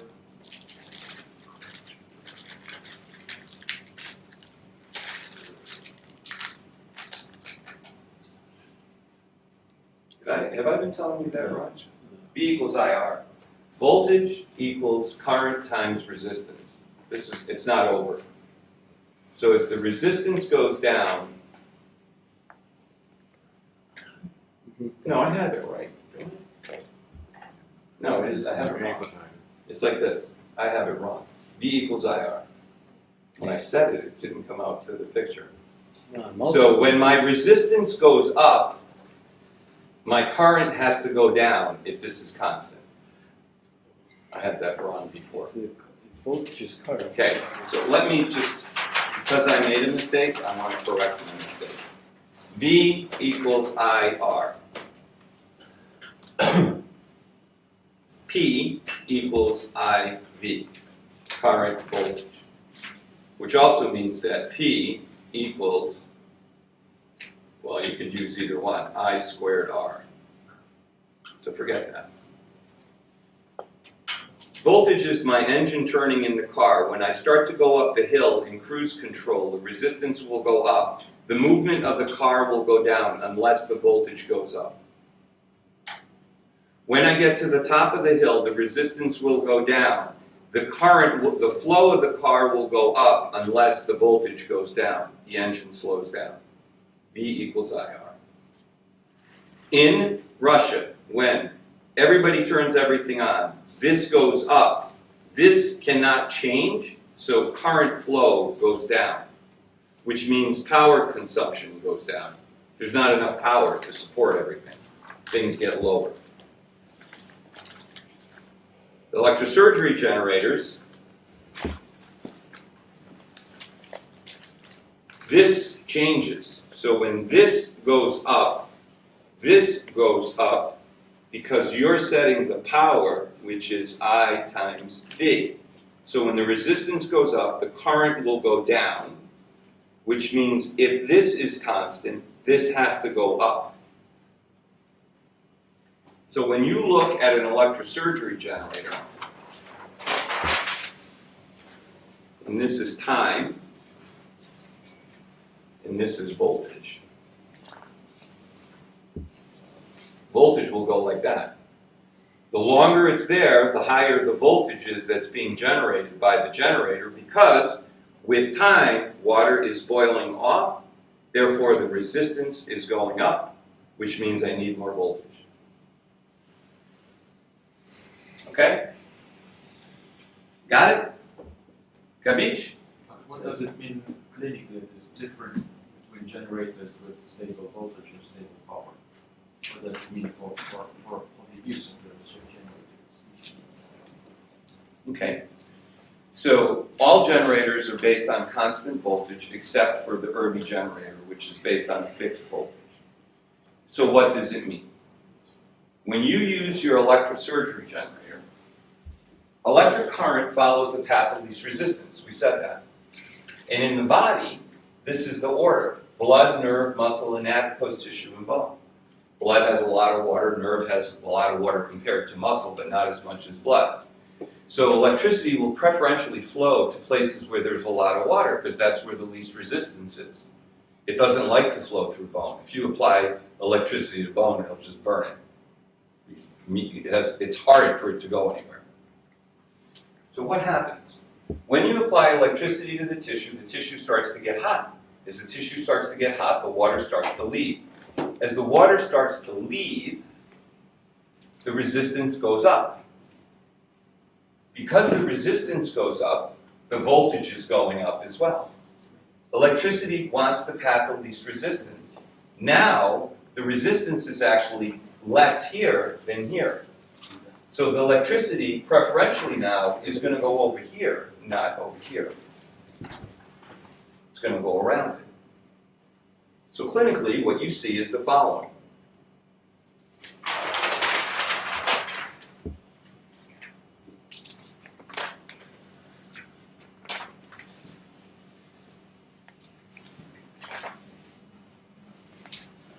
I apply electrosurgery here. And visually, I'm watching what's happening. As I start to watch it go, what I'm seeing is the electricity is going wider, isn't it?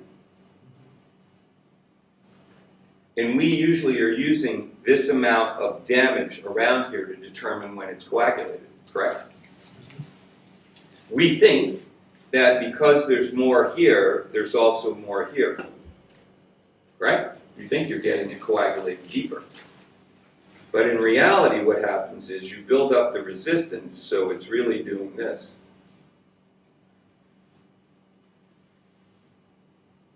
And there will then be a point where the force or voltage cannot throw the electron any further, and then there's no effect.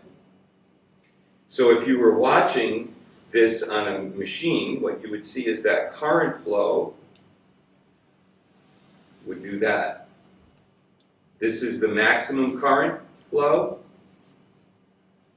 and what you would have is that the voltage would be like that. This is the maximum voltage. Does that answer your question? So what we're doing is generally overcooking the tissue.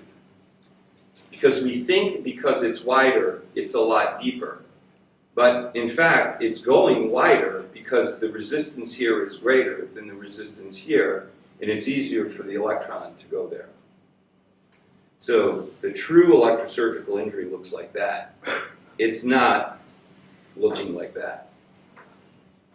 Right? So in other words, if you applied it here, this distance, well, I guess if I drew it right, it's not like this. Right? That is this distance to here and this distance to here being equal. It's actually looking like this.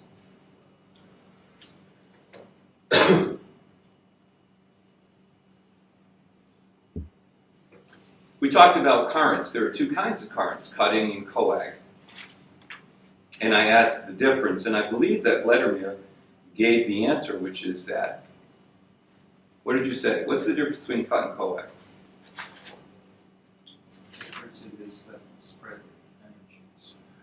You gave the clinical answer. So the difference between cut and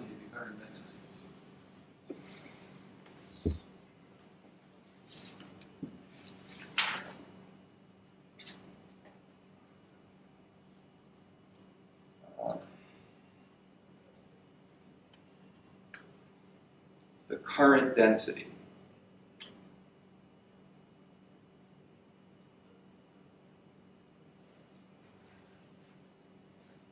The current density is the same. What's different is the voltage.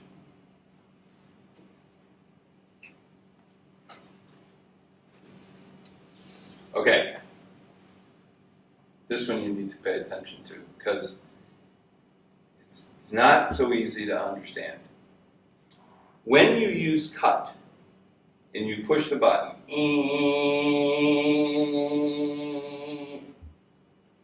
electricity is flowing 100% of the time. When I use coag,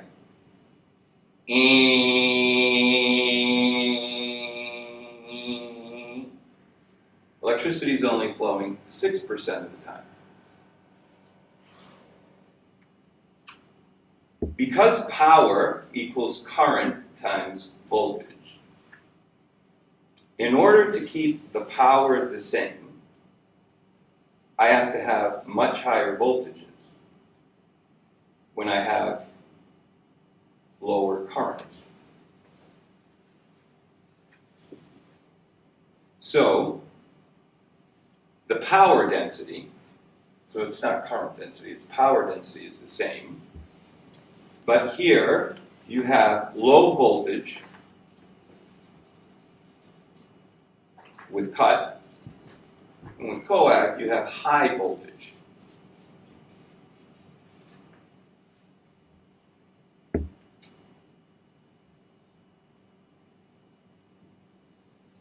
Okay? You with me? When you're using cut, it's designed to give you electric cutting, electrosurgical cutting. The electricity does the cutting, not the spatula. It means you can't be in contact with the tissue. If you are in contact with the tissue, you're simply transferring electrons, and there is no difference between cut and coag, really, under that circumstance, except for the voltage. So, as Vladimir said, you will get less lateral damage with cut than coag because the voltages are lower to force or drive the electrons. And under that circumstance, your current density will be lower because you have a lower voltage, which means you will have less current flowing out. So you were right, I had to work you through it. Okay? Cut, constant, low voltage. Lower voltages than coag, which are very high voltage. So here you have the constant voltage, and here you have this 6% high voltage. So it's with coag that voltages of about up to 12,000 can be achieved, depending on the generator, about 3,000 or so with cut. Blend is simply cut, in which you take away some of the time, and therefore you're increasing the voltage a little bit. And the idea is to get a better blend of cut and coag. So how does cut and coag work? When you're not touching the tissue with cut, you're constantly bombarding the electrons into the tissue. So the temperature of the cell will rapidly rise, and the water will boil in the cell, and the cell will explode. So when you use true electrosurgical cutting, you are vaporizing the tissue. The tissue is gone. When you're using coag, you are drying out the tissue. High voltages penetrate the cell membrane, they make holes in the cell membrane, the steam can come out of the cell, and so you dry out the cell. So when you have true electrosurgical coagulation, which we often call fulguration, you do not touch the tissue. When you are using cutting, you do not touch the tissue. What surgeons do is actually mechanical cutting. You are touching the tissue, heating it, and using a relatively sharp knife, a relatively dull knife, to cut the tissue. In that circumstance, it really doesn't matter much if you use cut or coag, as long as you're touching the tissue. In this video, I'm going to make an incision that's cut. I'm making a pretty straight line. I am not touching it. It's 30 watts. This is coag. You see it bounce. It's bouncing because it's higher force, higher voltage. It's not because I tried to do that. See how in this the knife, the blade goes in, and the other one it doesn't? Because I vaporized the tissue. Devices like Peak Surgical and any of the argon beam plasma coagulators are no different than what you see here, except they take a gas and they stream out the gas, and the gas carries the ions. So they give you real surface thin coagulation. The gas can't get deep. So you get a surface coagulation with plasma coagulators, like an argon beam, which uses argon gas, or peak surgical, or any of those things. Because of the lower voltages, you get less lateral tissue damage, which Vladimir said. So if I took 30 watts of coag and 30 watts of cut, which is what I do here, that's 1 second, 2 seconds, 4 seconds, 10 seconds, and that is of coag. And here we have cut. It'll be 1 second, 2 seconds, 4 seconds, and hopefully you can see that they're small. There will always be less lateral thermal damage with coag, with cut than with coag.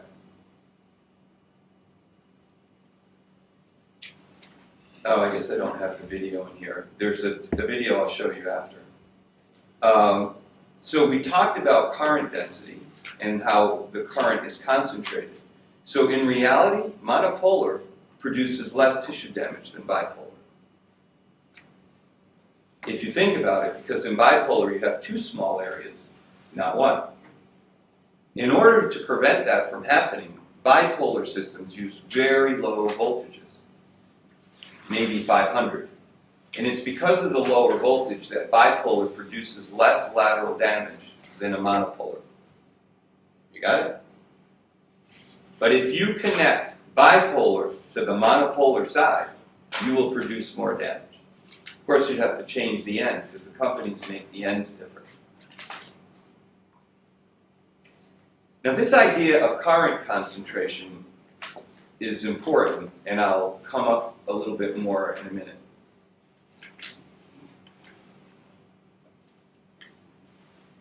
Does anybody know what a ground reference generator system is?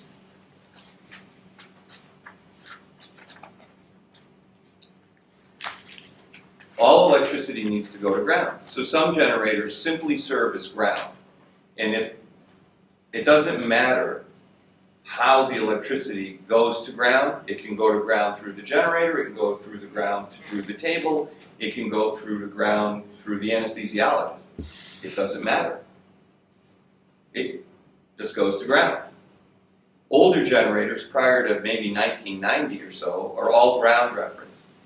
And what that means is that whenever there's a small contact area where current can be concentrated between the patient and an IV pole, a piece of metal, if the current gets concentrated there, they'll get burned. And those are called alternate site burns. They're burns that occur outside of where you were operating and outside of where the indifferent electrode or return electrode, or you might call ground pad, is.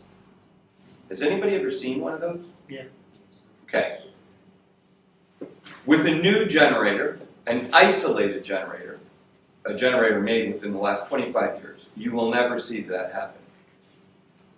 Because when the current does not come back to the generator will shut down. It will not deliver electricity. So in this system, wherever electricity can get out and go to ground is fine, because electricity wants to go to ground. In an isolated generator, the generator will only put electricity back into the patient if it's receiving the electricity from the patient. If there's no electricity coming into the patient, that switch won't go over and the electricity will shut down. Yes, Beth? Why you still have a sign that's grounded? That's The generator is grounded. is grounded, Right. but they're not usually. They're on rubber wheels. Okay, so that's an interesting question. Do these shoes, does that stop me? From being electrocuted? Does this stop me from being grounded? I think yes. Right, no, it doesn't. As long as you are in contact with Mother Earth, you are grounded. And I can guarantee you that this will not stop you from getting electrocuted. Your mother probably told you when you were in a thunderstorm to get in a car No. or not stand under a tree, We have a car. Under the right? You don't stand under trees. You get out in the open. But in many countries, at least, they say get in a car because the car has rubber wheels.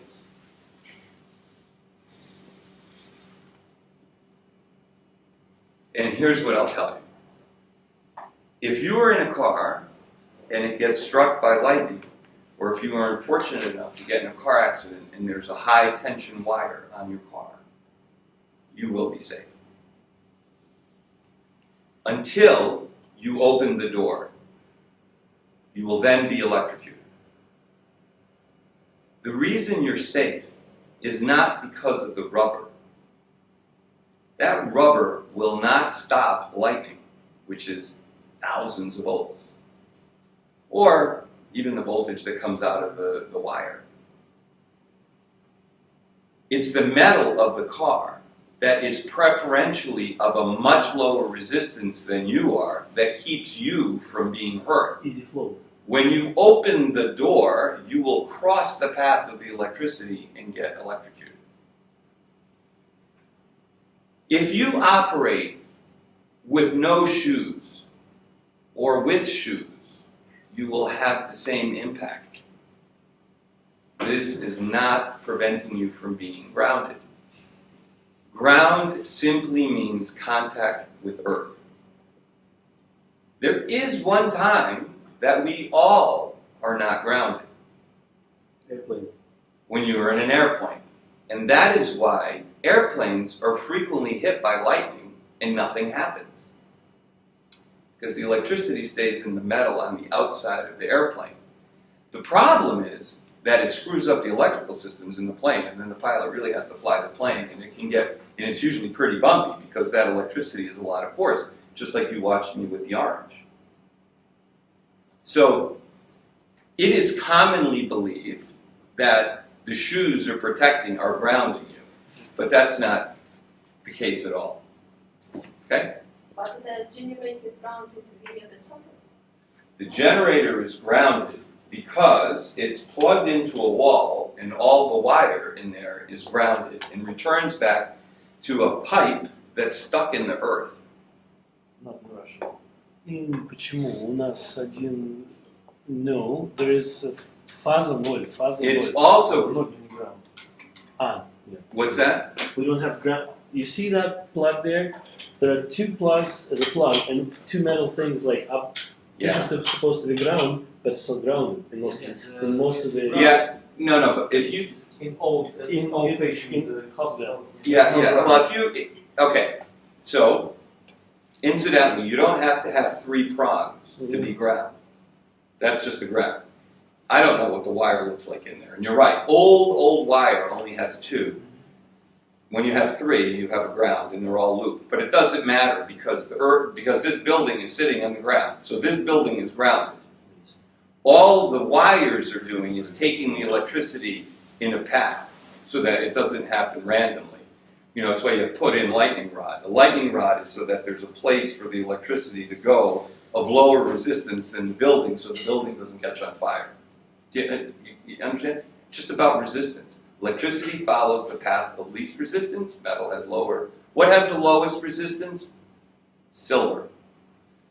Silver has the lowest resistance. And we don't use silver wire because it's too expensive and also it doesn't last as long. It's too soft. But silver, as you know, like coaxial cable, really good cable connectors are often silver or gold, because gold is also the next one.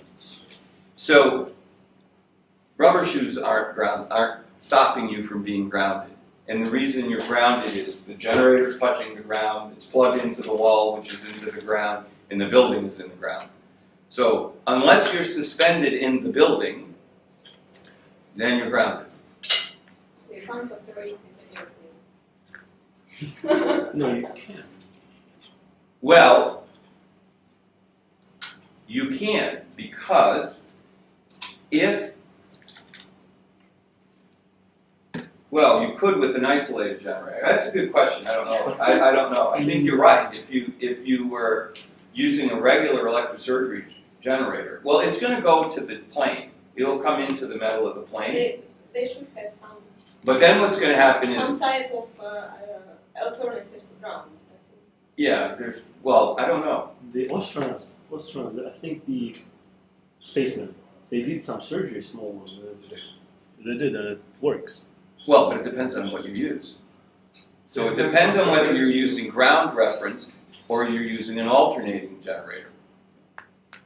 I'm sorry, an isolated generator. So I think if you use an isolated generator, it would work. I don't know, you guys are asking really good questions that I've never thought of. What's that? I had burns even with isolated. How do you know that? Unfortunately, the patient's bed was wet, and they got burns on the back. It was a video machine with double pads. With Okay, so what is that? that's something different. But the generator collects all the electricity it sends to patients, or Some. it's some can go out. The electricity has to come back to the generator. I'm sure it's not 100%. It's like 99% or 98%. And it's a switch. It's a solenoid. And so in order for there has to be enough electricity to keep that switch closed to let the electricity come back in. If that opens, then this opens. What you had is a different phenomena. I'll explain it in a minute.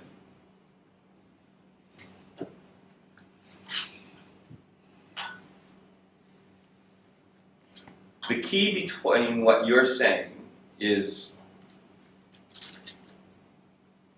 it's the water. It's the salt. That was the weakest, the shortest distance. No, but the salt can come back in, so you created a circuit. I'll explain it in a minute. I'll explain it now.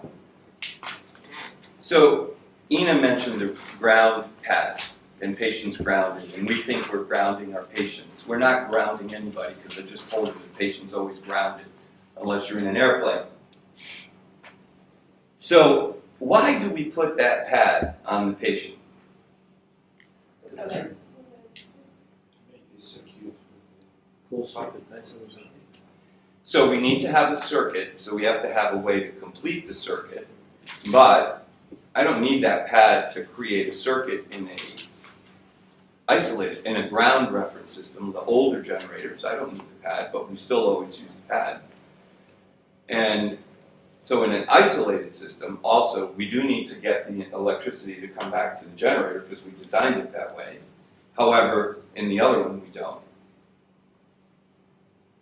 And so in order to do that, all we need is a little wire, right? All I need to do is put a little pad somewhere, a little button, and I'd be all set. Electricity would come out the little button and go to the instrument.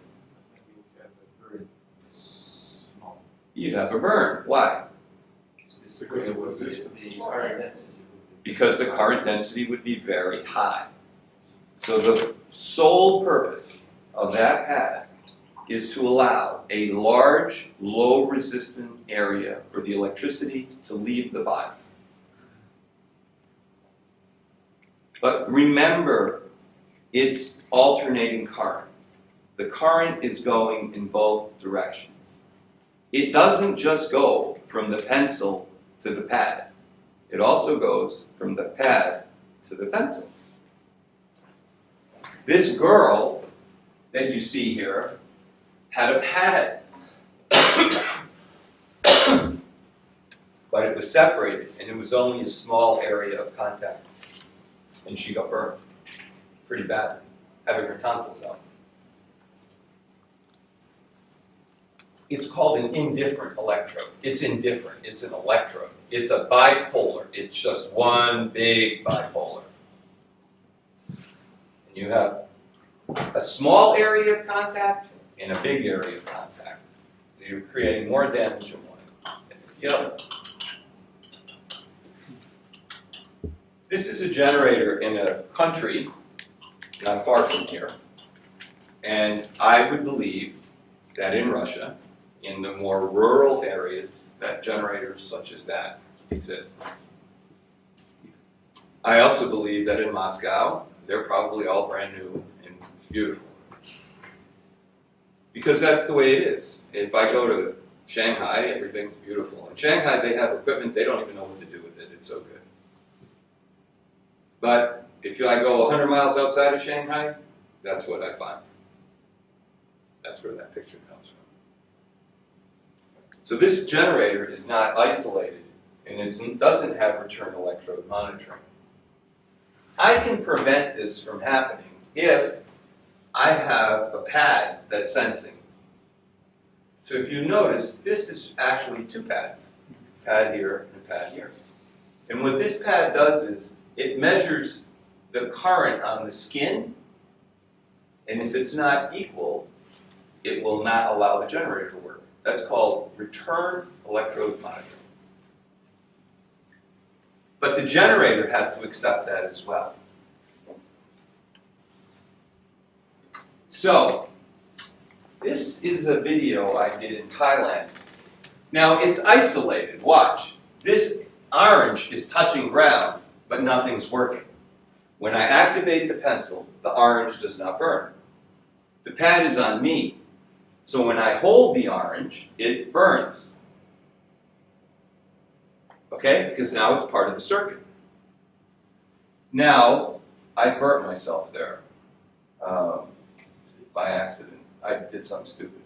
I did something I should have known not to do. So I just want to check again. Nothing happens in the circuit. It burns. This is an isolated system. This is telling me the electricity has to be coming back to the pad. Now, look, the pad is a return electrode pad, but the generator isn't. So I'm going to hold that so it's got a small contact area there, and I'm going to apply electricity to it. Right now, there's more resistance here than there. Now I'm lightening it up so that I can get off there. And what I'm going to show you is that both sides are active. Electricity is flowing both ways. Both are active. Okay? So that pad needs to be firmly attached to the patient or the patient will get burned. If you have that double pad and you don't have the right generator, well, the patient can still get burned because the pad doesn't work. It only works if it's applied to the generator that senses, and it will protect you. So return electrode monitoring is an advanced monopolar technology that really makes monopolar much safer.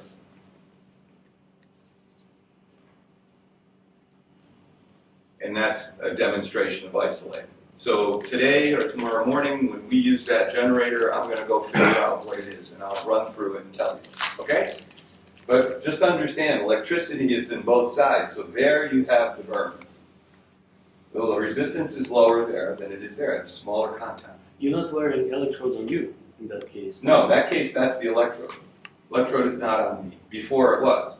But now that I put it here, I'm allowing the electricity to go through. And I'll show you this tomorrow with a piece of meat, because you don't have to just use this. So, one of the things that we have to always be mindful of is, well, what power should we use? And it's interesting. Every one of you told me that you used cut and coag at approximately. So I'm going to tell you a little story. When electrosurgery generators were first out on the market, they didn't set a power level. You didn't put 20, 30, 40, 50, 60, 80. What you did was you put 1, 2, 3. And the generator was set. And this is the danger of simplification. So you would come up and it'd have cut and it'd have coag. And you would say, what do I want it on? I want it on 3, 3. So that was a standard setting for a generator. Okay, here's the thing. This 3 is equal to a power of 120. And this 3 is equal to a power of 40. So, when generators went to numbers, nobody bothered to teach anybody. And the doctor said, well, when I had the generator before, I put 3, 3. So now I must have to put 40, 40. Logical. Except, cut requires much more power to produce its effect than coag. So all of you tell me cut doesn't work well because you're not using enough power. When here, you were using 120. On that generator, coag will go from 0 to 120. Cut will go from 0 to either 240 or 320. Oops. So do you understand what happened? No. No, I mean, completely understand. That's You do. because He you're not doesn't. old enough. He does. I set it to 3 and 3. That's what I was taught. So I did. the machines used to be 1, 2, 3, 4, or 5. That's what you picked. But it actually meant 120 and But yeah, so this was, let's say, 30, this was 60, this was 80, this was 120, and this was 240. And 1, 2, 3, 4, 5 here was 10, 20, 30, 40, 50. So the doctor was putting 3, 3. and now But he was really getting 120 and 40. When they went to the number system, nobody bothered to tell anybody. So, 3, 3, well, I don't know, I want 40, 40. okay. But you need 120 and 40 to get the same effect that you get here. And you need higher voltages in cut, higher powers in cut to get effective cutting. Follow now? But- Now, why does harmonic have 1, 2, 3, 4, 5? Because when you introduce a new technology, you want to keep it as similar to things that you're used to, the anchors. Generators were 1, 2, 3, 4, 5. So harmonic had 1, 2, 3, 4, 5. 5, fast cutting. 1, good coagulation. That's how it came to be. I was there. We were all I was there. But who is changing harmonic? It's 3-5. Yeah. Forward. Oh, you can change it? No, but who's using? In general surgery, in big abdominal surgery, 3-5. You use 3-5. Somebody uses 2-4. I know people that use 1-3. Well, it depends on what you get used to. And in a new machine, I put coag max, cut lower. With With the new device like Ligashore Valley machine, sometimes it's not 60-60, sometimes it's 30-60. what's 60? 60 is coag, Right, so you have it exactly the wrong way. but it works. Hey, a lot of things work. It doesn't mean it's working most efficiently. Doesn't mean it's working correctly. Just means it works. In other words, you should have 60 cut 30 coag or 60 cut 120 coag. I mean 160 coag 120 cut. I understand it works. But you know what? You don't use cut. I already know you don't use cut because you basically told me that. You don't like cut. You think it's a piece of shit. Cut? Yeah, I like blended. you like blend. because So what is blend? Blend is cut. Yeah. But it's more like coag. You said it at the beginning, Beth. It's okay. But my point is to say, hey, if it works, that's great. And you know what? If it works, don't mess with it. My point, though, is you're not really using electrosurgical cutting. Because I don't think you're different than most surgeons. You're using mechanical cutting. And cut is like, you could put cut on 0, it wouldn't matter to you. No. Because you want coag. You want coag. Or a blend. So if you're using blend, you're no longer using cut. So then that becomes different. That's a different number. The point of the whole conversation is just to show you how these activities happen that are based on what Rodney talked about yesterday. Delete, distort, generalize. So that's an example of generalization. If it's 3-3 on one, it must be 30-30 on the other one. Don't bother to read the manual. So then everybody doesn't like cut because, well, it doesn't work very well. Now the other point is that what instrument size you use should be lower. That's why we already talked about it. He's probably not using more than 10 or 20. And I'm sure on Thursday he's going to ask his nurse what the setting is. But here's the example for people doing laparoscopy that I find really interesting. Now, I don't know if any of you use a hook. You use a hook? Yes. Yeah, hook, good instrument. I'm scared of hook. I use the hook once. So here's the thing. You use electrosurgery and you make your incision. So you have a pencil. Yeah.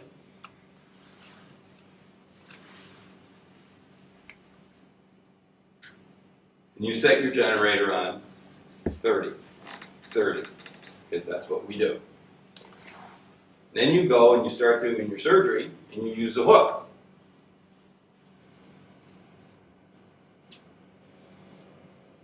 Did you change the generator? You do? No. No. 80-90% of surgeons do not change the generator. Your power density here is much, much, much higher than it is here. And in fact, when you're using a hook, you're probably operating more like Sergey is on a kid. Or if you were to take a needle tip, what would you use? 2020. You'd go lower. Yeah. So why do a needle do you go lower, but for a hook you don't go lower? Because you don't know what you're doing, you're just going on habit. And somebody taught you that when you use the needle, you can reduce it. So when you're using hook, just reduce the power. You'll have less tissue damage, you'll have more control, you'll make less smoke, because you won't be burning everything. Electrosurgery is a good thing. Got it? So now let's actually see what we can show you on that. So here, you can see. So here, that, you're going to be maybe at 10. 30, 40 on the coax, ball 85. But there are many things to think about. And what I always laugh at to myself, because I can tell what kind of surgeon you are. I don't mean good or bad, I mean specialty. If you're a pediatric surgeon, it's generally 10 to 20. If you're a plastic surgeon, 10, 15. If you're an orthopedic surgeon, it's 100. And if you're a cardiac surgeon, it's 120. And if you're a gynecologist, it's 80. And if you're a general surgeon, it's 30, 40. Guess what? Tissues are all the same. The blood vessels are all the same. It's just the cardiac surgeon, they don't care about anything. They just want to open up the sternum so they can get to the heart. And whatever works the fastest is good. Same with orthopedic surgeons. They don't really care about the tissue. They just want to get to the bone. Everything is around the bone. If the heart was in the way, they'd cut it in half to get to the bone. So part of it is around speed. But gynecologists also are using the higher amounts because they tend to use the ball. And with the ball, you have a big surface area. Remember the surface area of contact, remember the water contact. You don't need as much electricity. Now, I work for Johnson & Johnson, wonderful company. And we make Band-Aids. You know, the whole company started making Band-Aids, adhesives for your skin. Now, you can go and you can buy an adhesive and it doesn't cost much, right? Maybe a penny. But you can go buy special for special skin, right? And that costs maybe a ruble. Okay, here's my question. Have you ever had a patient come in after surgery and have a red area where you put the pad? Mm-hmm. And why did that happen? It wasn't tight enough. Now, what did you tell the patient? You didn't tell the patient it wasn't tight. It's just your reaction to electricity. No, to the pad. Reaction to the pad. To the pad. You just reacted. So you had an allergic reaction to the adhesive on the pad. And you have very sensitive skin, and you should always think about that. If you go back to the hospital, tell them you're allergic to tape and to adhesives so that you use the special stuff. All that is a burn. It's just a sunburn. It's a first-degree burn. Probably because tends to happen in older women who have very thin skin and not a lot of water, but it can happen to anybody. So if you sit there with electrosurgery for 6 hours doing an operation, they're going to come out and it's going to be red. It's a burn. It's not an allergic reaction. Good for Johnson & Johnson, we get to sell special Band-Aids, but really, it's just a burn. Stop telling people it's an allergic reaction. If it's an allergic reaction, it will be a maculopapular rash with blisters, with pimple, papules, macules, etc. It's just a burn.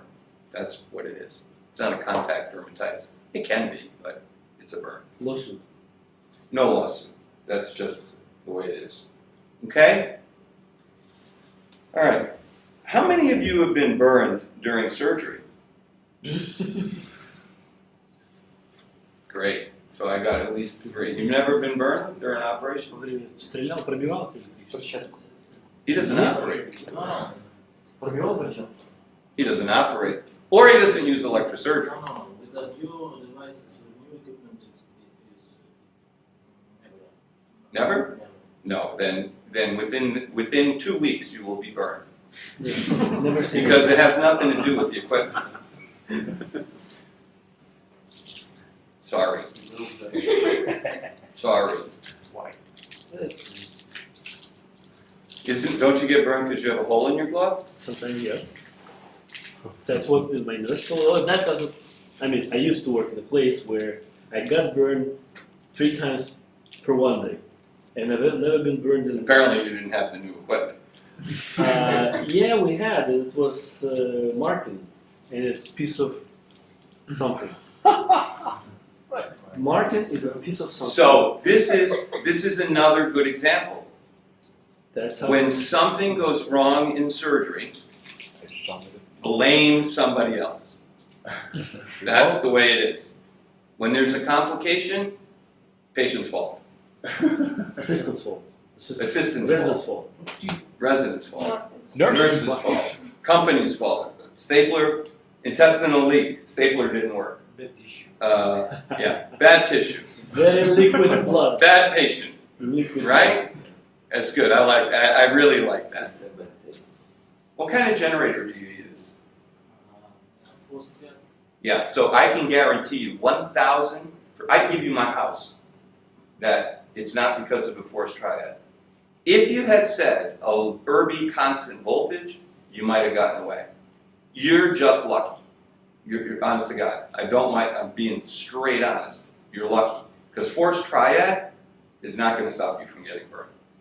Because he probably uses a forced triad because he's using ligature. I use double gloving. And he uses double gloving. Does that stop you? Yes. For the last 2 years, Double gloves, I burned my assistants, residents, but not me. Oh Lord. What? Your problem, guys, is that I've sat through this before. And when this happened to me, you nearly put me through the floor. Because you're about to find out something that's really going. So, I just need to find another video.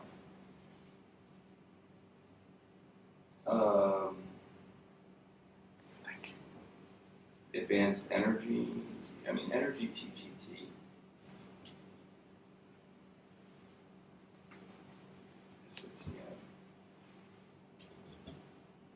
All these videos are in there, incidentally. Except this one isn't keyed over. Let me just show you one quick thing. Yes, wonderful though. This is the light. This is the difference between cut and coag. Only because I'm coming to the next one.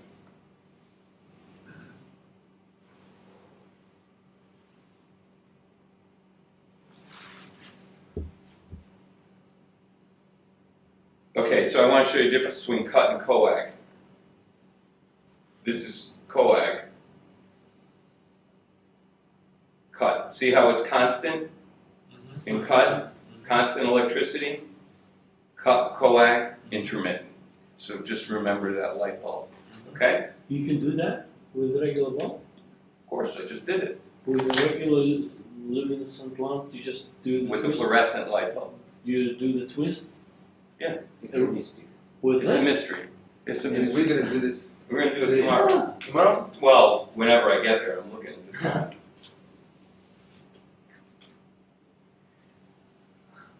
I have a hole in the glove, Okay. correct? Definitely.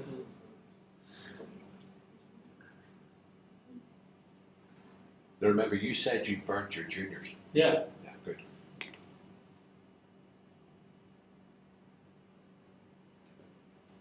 Wow.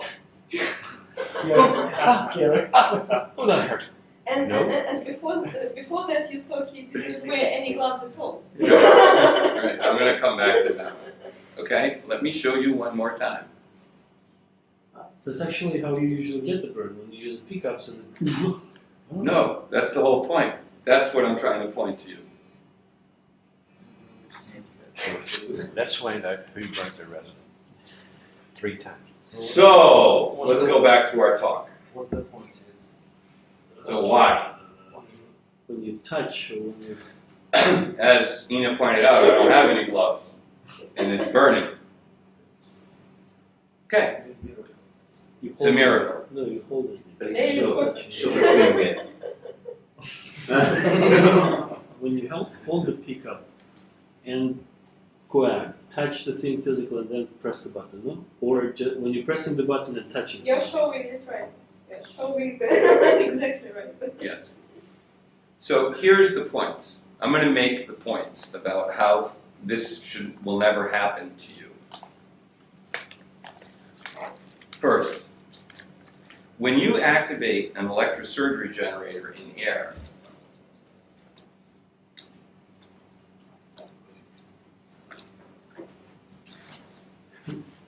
Rehabilitation of market. the generator, you've said, I want 30 watts of power.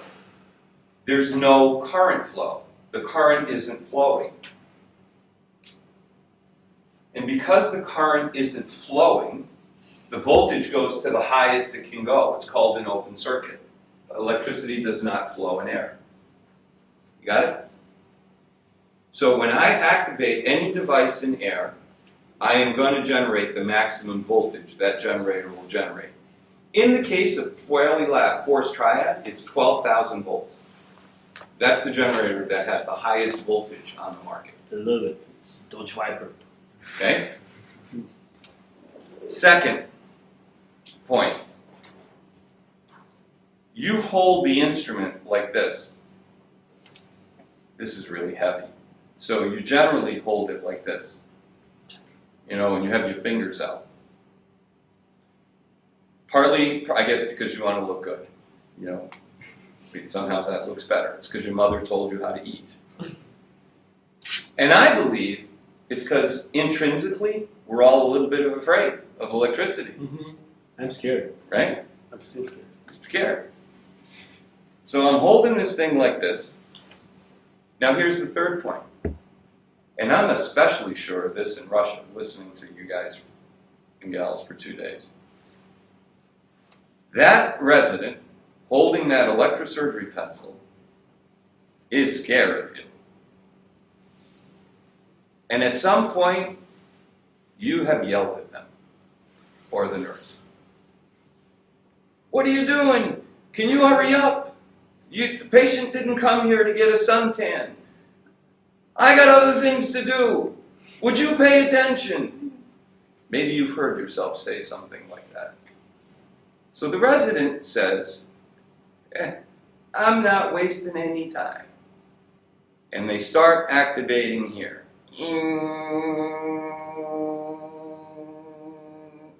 Okay. Perfect. Bravo. Electricity doesn't care where it goes, it just goes to the ground. Sure it is, yeah. And if it's near your finger, it will go in your finger. The hole happens after the electricity goes through your finger, not before. It's the sequence of the initial. Here's how to, and of course we use coag, because we're going to coagulate. And we didn't use cut at the right voltage. So, you know what's frustrating? It's frustrating, and now you'll see me get passionate. It's frustrating when I talk to surgeons who tell me how simple electrosurgery is and how great it is when not one of them knows how it works or how to use it. It's amazing.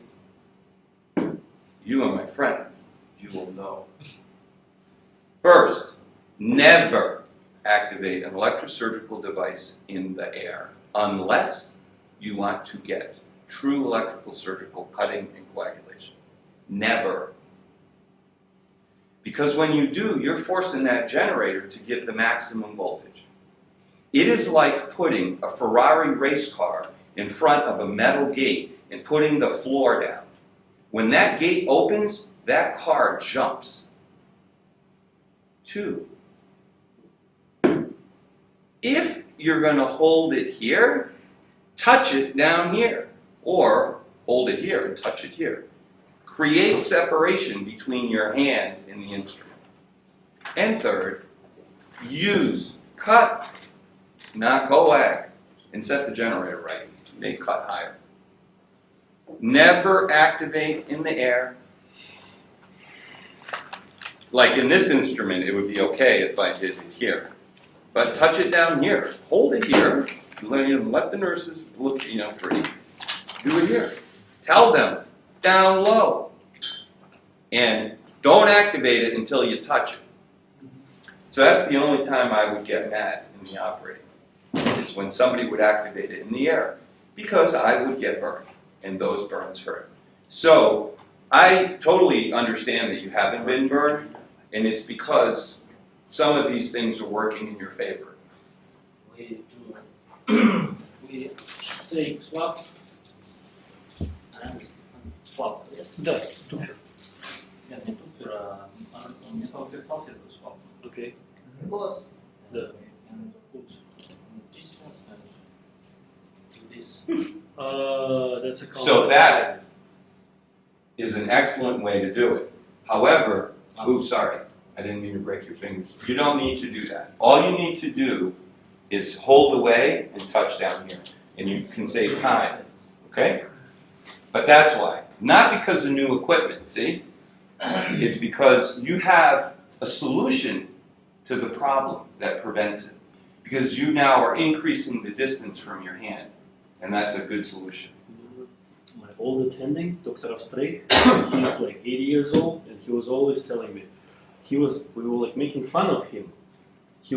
You holding the pickup, picking up the vessel, and he was always putting the cautery in the Russian machine, which is like this size. Yes, the old movies. Up to the tip of the pickups, and like, Evgeny, what are you doing? It still work here. He's like, no, it's gonna be more powerful, more juicy. Well, it's not more powerful, but it was safer on him. It's safer. Okay? So, moving on. I will call him tonight. Okay, so now you probably think you've seen something cool. But now I'm going to give you the best one. This is the best video I have. You will use it all the time. You ready? You do pediatric surgery. So you have an undescended testicle. You probably do a lot of those, right? Cryptorchism. I wrote a paper. I discovered an operation for that. I wrote a paper on laparoscopic Fowler-Stevens orchidopexity. That's me. And Caldemar. Huh? My congratulations. Huh? Me. Shove it in there. Look it up. Amaral. Caldemone Amaral. Caldemone. Tony Caldemone was one of my colleagues. Okay, got that operation. You're a bariatric surgeon. So bariatric surgeons do gallbladders because obese patients, I wrote a paper on that. I wrote a paper that said when you operate on morbidly obese people, you should take their gallbladder out at the same time. 1985. That one's 1999. It's not bad. I'm thinking papers I wrote. Colorectal. I don't think I wrote any papers. Handwrites, anything. No, I didn't. But I didn't write a paper. So you're doing an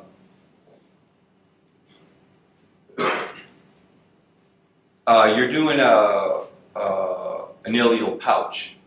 So you've taken down a lot of small bowel. Okay? You got all these segments of small bowel. You're a urologist. So I already told you. You got a big hernia. You got a testicle. You're doing. Now, maybe you're doing. I know what you're doing. Varicocele. Taking all the varicoceles down. You are a general surgeon. Oh, pancreatic. General surgery. So you've got examples. Colorectal surgery. But heavy surgical oncology. Yeah, so you can, Colorectal yeah, you can have his in your saying, general. yeah, okay, and then we got him, okay? All right, so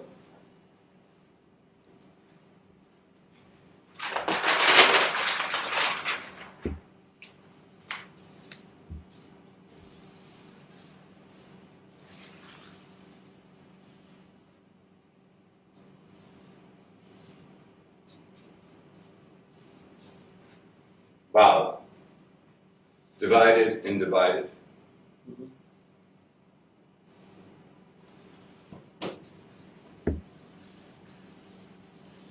Testicle, right? Spermatic cord and duct.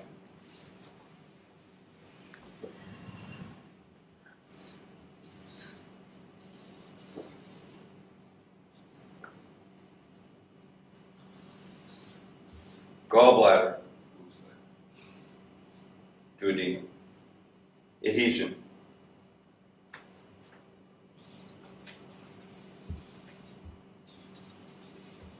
Right, left colon, splenic flexure.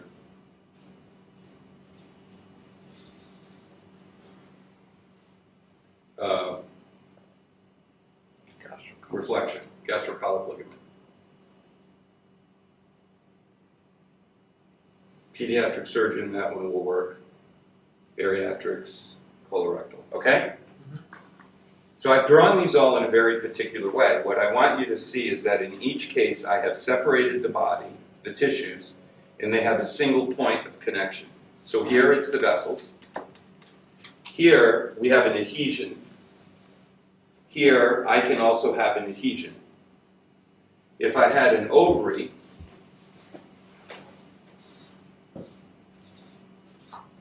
with an adhesion, you can have an adhesion here, right? To the bowel.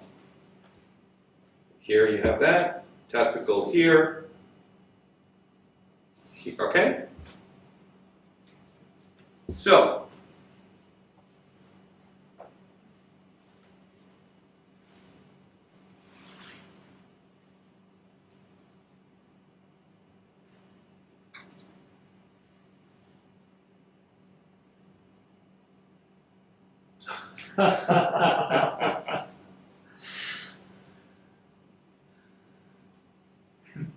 Is it double sausage?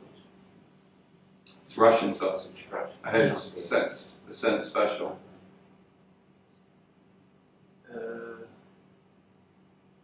I have. Why? I'm. Because of resistance. This thing. Density. The weakest place. But Maybe they're all there. no, it goes back to Tension. Or low. electric Not goes tension. to the ground still, and the flow. So electricity, when I apply it here, always has to go to ground. At that point, I'm concentrating the current. So this is where I have the greatest power density. And therefore, it's where the greatest amount of heat is generated. Because the power density is proportional to the temperature. Because the electricity has to all come through that point, because I've set the situation up for that to happen, I'm holding this bowel. I divide it, I've skeletonized it, I divide it, and then I see a little bit of bleeding up here, and I apply electrosurgery. That all has to come through here. When I'm holding that testicle, I've separated it, it's all out. Everybody wants to have pretty testicles. So take the fat off. Burn. You're burning the vas. When you have an adhesion here, and you're taking it down, you don't know what's on the other side. And if it's a small contact area, that burns. So, everybody has had an example of not had personally, but everybody, we know that there are duodenal perforations following a gallbladder. Why? That's why. I had a colleague, one of our colleagues, that she was in a group like this, and she was really talking to me, really upset. She had a beautiful operation 4 days later, patient had a bowel perforation in the splenic flexure. She didn't understand sigmoid resection. Simple case. Taking down adhesions, mobilizing the flexure. It can happen. And it's usually when you disconnected something and are holding it separate from the body. All the electricity has to go to the body. Your point of weight is important. There has to be some weight for it to separate. But if it didn't separate, it'd still be burned. The burn is burned. And it's because you concentrate the current. So it's very simple to avoid that. Never. So if you took and had the bowel down where it can go everywhere, it won't be a problem. It's only when you're holding it in the air. Because the air creates a resistance around it. The only place the current can go is through the blood vessels. So the next time you're doing a colon operation or a small bowel resection, and all of a sudden what looked beautiful turns black, don't blame the resident. Because it could be the electrosurgery you're using has thrombosed that pedicle. So you have to be careful of pedicles. It's anytime there's a pedicle. Okay? And just because I like you, I want to show you this video again.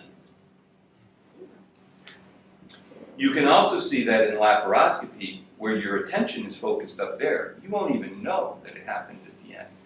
Rodney was telling me of a case he just saw, medical legally, in which they were doing an appendectomy and the patient had an ileal perforation. Well, that's how it happens. Because it's just bad luck. But it's preventable bad luck, because if you know that, it won't happen. Does it happen only in case if you use monopolar calculation, like culture? As opposed to harmonic or bipolar? Yes. This will not happen with the bipolar, and this will not happen with ultrasound, the way it's just described. This will only happen with monopolar, because the electricity has to flow through the body. So yes, that's a good question to that. Will it happen, but it will happen with cut or with coag. It doesn't matter. So it's just the amount of time. So from the type of wave doesn't matter, but your question is, this is a specific injury to monopolar electrosurgery. But with harmonic, and also even with bipolar, to a lesser extent. With bipolar, when you grab something, the inside of the bipolar is hot. So you can transfer heat. You have to be careful. And with harmonic, it's hot if you touch something and leave it there. So, I mean, everything has its issues. So I'm not trying to say this is bad. I'm basically trying to say, you guys don't know this. And this is something we should know. So this is a preventable problem. And I think this accounts for many complications, not on an individual basis, because as an individual, you don't have many complications, but if you add that up around the world, there are cases of this happening. What I know for sure is this. I would bet, again, my house, that when you have a postoperative complication, that you will not be able to remember a case where somebody said at morbidity conference, oh, maybe that was from electrosurgery. It's because the instrument didn't work. He told me he got burned because Martin is a piece of shit. It is. Well, it might be, but that's not why you got burned. And it's not fair to them because you're telling them they're bad when maybe they're not so bad. But seriously, these are the things. Now, that's the example of the gallbladder. You know, we actually oftentimes even make this worse because we apply electrosurgery here. So this isn't a gallbladder. This is just typical the way we think as surgeons. I apply electrosurgery here, and then I say, maybe I need more. Maybe I didn't put enough. So if you had electrosurgery here, and you took it off, and you were going to apply it again, where would you apply it? Here or here? In the middle.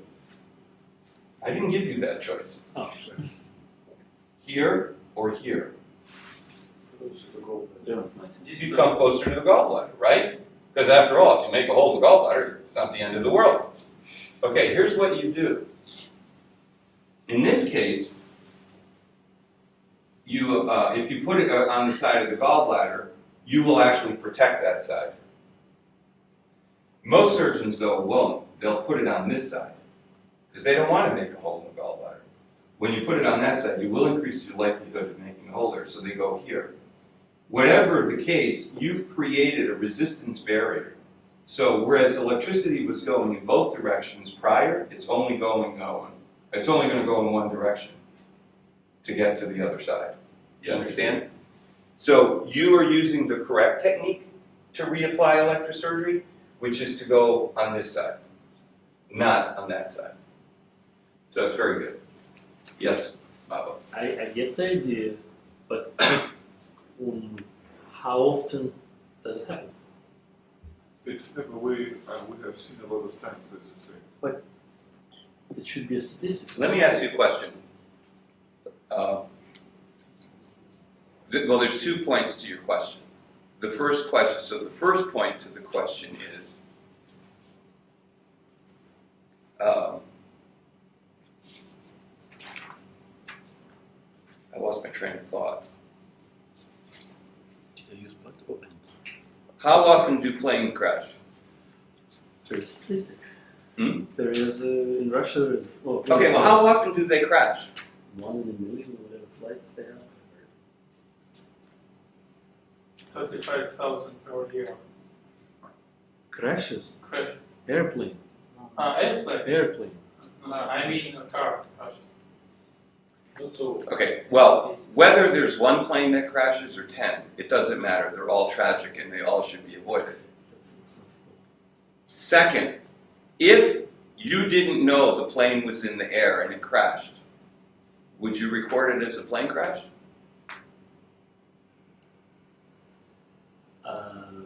So, people aren't paying attention to this. So I don't want to look at this. What I want to look at is there is an 8% incidence of anastomotic leaks following low anterior resections. Some of those are related to this. There is an incidence of 1% of bile leaks. Some of that is related to this. There is an incidence of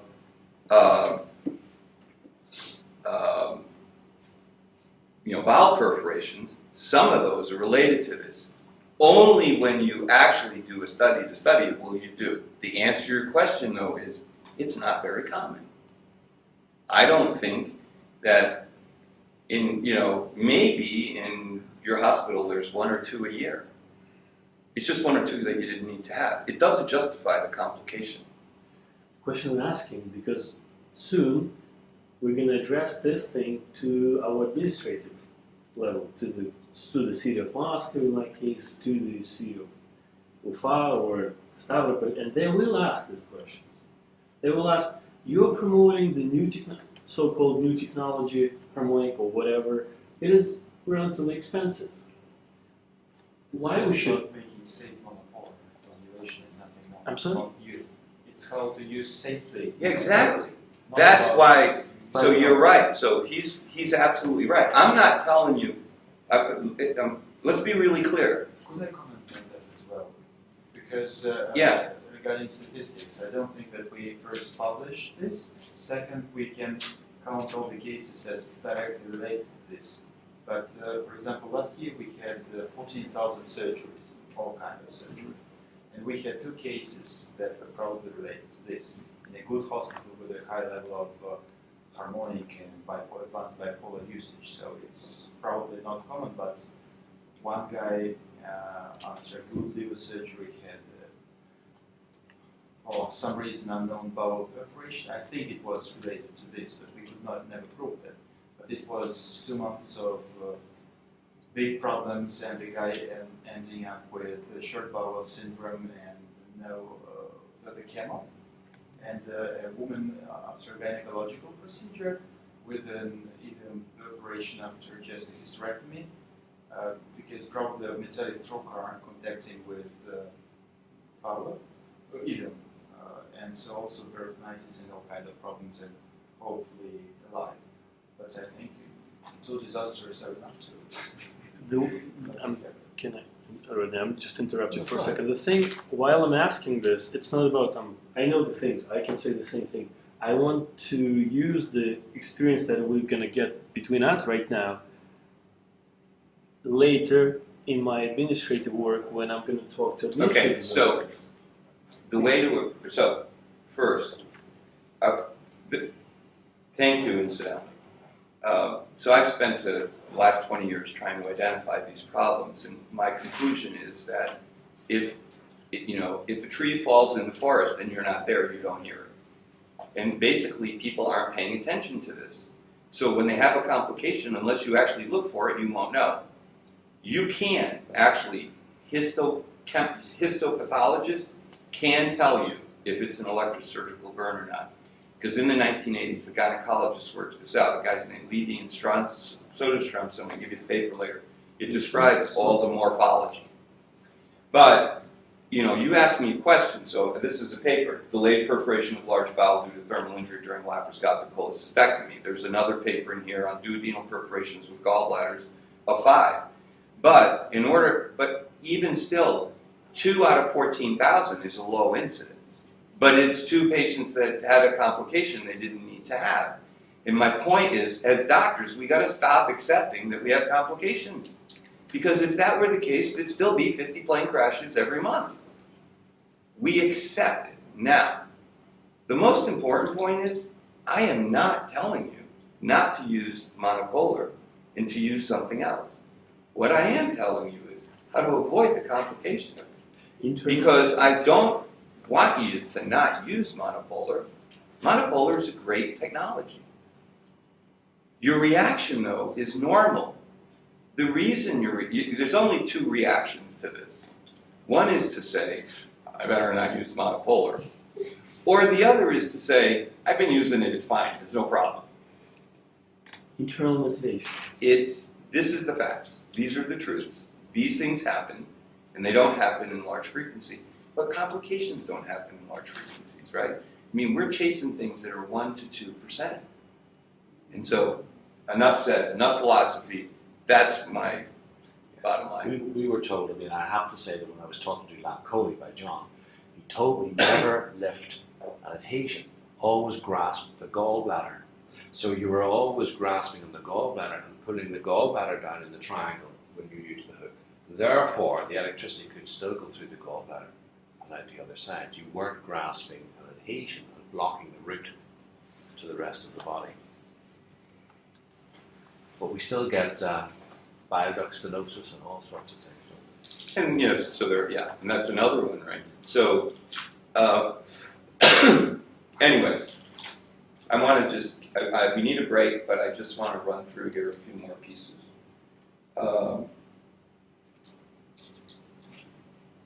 Incidentally, just while I got this up, so this is an example of when you understand technologies and understand how they work, you can prevent problems. So this is a paper that I mentioned earlier that was just published in which ligature didn't work in a patient with Ehlers-Danlos. Well, they don't have collagen type 3, and if you need collagen to seal blood vessels, guess what? You shouldn't be using it. Just like you wouldn't operate on somebody who had hemophilia if you didn't have a way to treat the hemophilia. So understanding the technology, how it works, is important. But that's neither here nor there, because the point is, I want to finish this up here. So there are other problems and complications or risks. You see them here, direct coupling, capacitive coupling. I'm going to run through these really fast so that we can catch up here. So when you touch an electrosurgical instrument to metal, it's okay. It's not the greatest practice, but we do it all the time. And forceps. Yeah, you do that. Touch. Touch. Right. So I want to make sure you touch away so you don't burn your hands. And recognize that when you do this, don't do it near the heart because you'll get low frequency currents. But there are other places where we do this that maybe we shouldn't. One place that I think is kind of crazy, and hopefully none of you do this, and if you do, don't tell me that you do, is you put on a clip, and then you burn in between the clips. That is stupid. That's not crazy, that's stupid. Because what you're doing is you're concentrating electricity under the clip, therefore you're actually destroying the clip. But I have seen people do that. Okay, so it's something to think about. But perhaps since there's so many colorectal surgeons in the room, it's worthwhile looking at what happens to a staple line. This is with 30 watts. So the staple's just melted, and if you look carefully, you can see the electricity moving ahead of the staple line, because the electricity is going to follow the path of least resistance. So I'll show you that one again. The pop is when the staple actually melts. That's the staple melting. Typically, titanium gives a blue color. In this case, it didn't. Sometimes when you're operating in a patient that you redo, a redo operation, and you come across some embedded staples, you'll actually see that. So don't be too scared if you're in there and you see a pop of light using electrosurgery away from the valve. It can be a staple that's in the tissue. Because the staples will- Bariatric, they produce more staple lines. The length of their staple lines It is strongly prohibited in our operation room to touch with any electricity on the staple line. Correct. So it should be strongly prohibited all over the world to touch with electricity a staple line. And when I say electricity, that is both monopolar and bipolar. No electricity near a staple line. like with harmonics. Now, having said that, I will tell you that I would apply monopolar every once in a while. And then I would suture it. So as long as you over-sew it, you're fine. But the rule is, don't do it. I'm telling you in practice, I guess what I want to tell you is don't do what I did. You know, I'm being a priest here for a minute. Do as I say, not as I do. So don't use electrosurgery on a valve. And if by any chance you happen to have a friend who did, make sure they suture it over, because then you'll protect yourself. So this is just the example of insulation failure, and these are my instruments that I used to operate with. Now, I didn't use electrosurgery. I chose to never use electrosurgery. So the one on the top right, you see it's kind of hard on that one to see the hole. And the one on the bottom, you can see the hole. It's the one on the top that's more likely to cause an injury than the one on the bottom, because then the one on the bottom has a big surface area for contact. There is a way to prevent this, incidentally, which is these devices here. Those are called active electrode monitoring. So it's a sleeve that goes over the instrument, and it sucks out any of the electricity. It's a lot of work for a short slide. So if you want to talk about expense, that's a big expense, having those. Now, you are fascinated by this, and so this is capacitive coupling, and you are able to light a light bulb because it's this whole concept that, look, if I'm this wire, look at the insulation on this wire for 220 volts. And now look at the insulation on the electrosurgery wire for 12,000 volts. It's not possible that there's enough there to protect it. So there's two ways to think about this. The simplest way to think about it is just leakage of electricity. A little bit of electricity gets out. What's actually happening is this. I want to get through monopolar before we break. I'm almost done.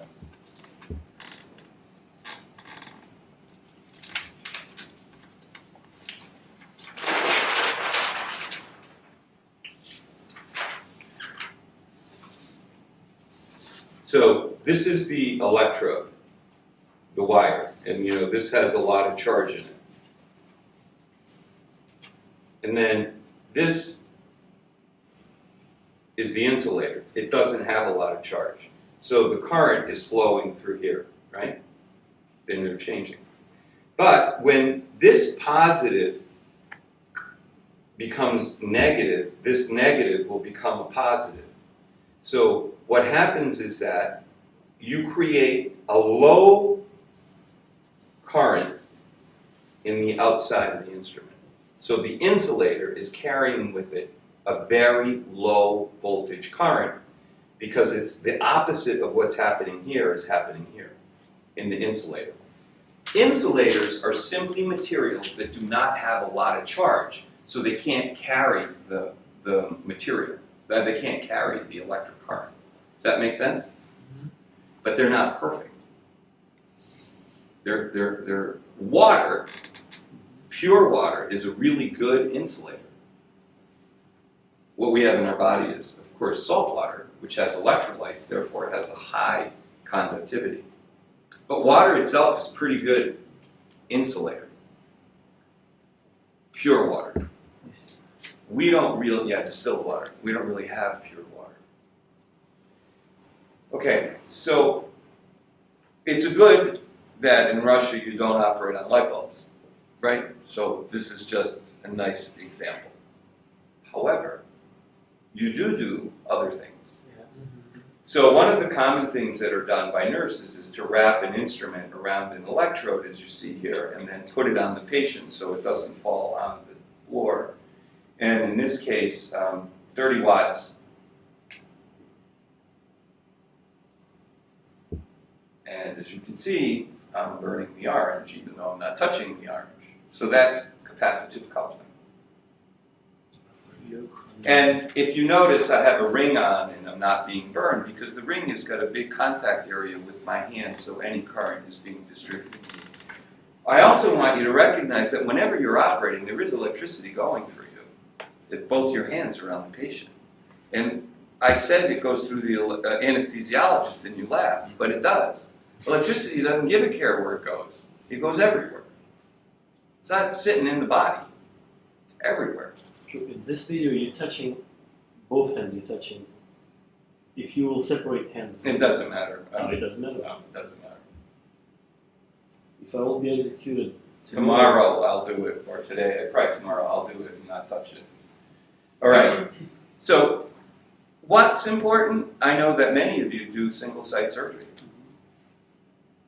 So up until now, you have not heard me say not to do anything with electrosurgery, other than how to use it correctly. For single-site surgery, you should not use electrosurgery.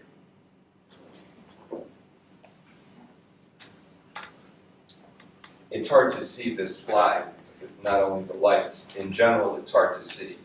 So this is a scissor where the electricity is going.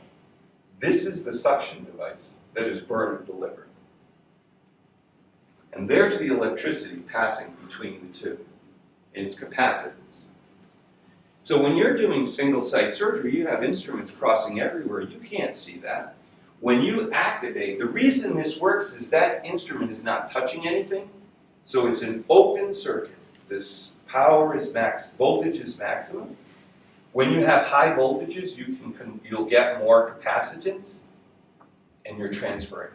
So I would recommend, personally, that you not use, as would our colleagues from Egypt, where this was done, or Saudi Arabia, I would not use monopolar. Finally, the last thing to talk about are fires. Have any of you ever had a fire in the operating room? Small one? What was the circumstance for yours? Alcohol, I think. Alcoholic iodine. Alcohol iodine, yeah. How about yours? Same? We have installed in our city fire operation with massive burn. You should kill oxygen. So in the United States, there are approximately 650 fires a year in the operating room. It's a lot. I understand it's not 650 per year. So I ran a hospital. In the hospital, I ran it for 7 years. And the hospital had I ran a hospital for 7 years. The hospital had 750 beds, and it did 30,000 operations a year. And in 7 years, there were 2 fires in the operating room. And they both occurred in the same circumstance, which was plastic surgery, people having facelifts. Not a good thing. Fires happen, well, it's pretty simple. You have a fuel, which is paper, drapes, cloth, right?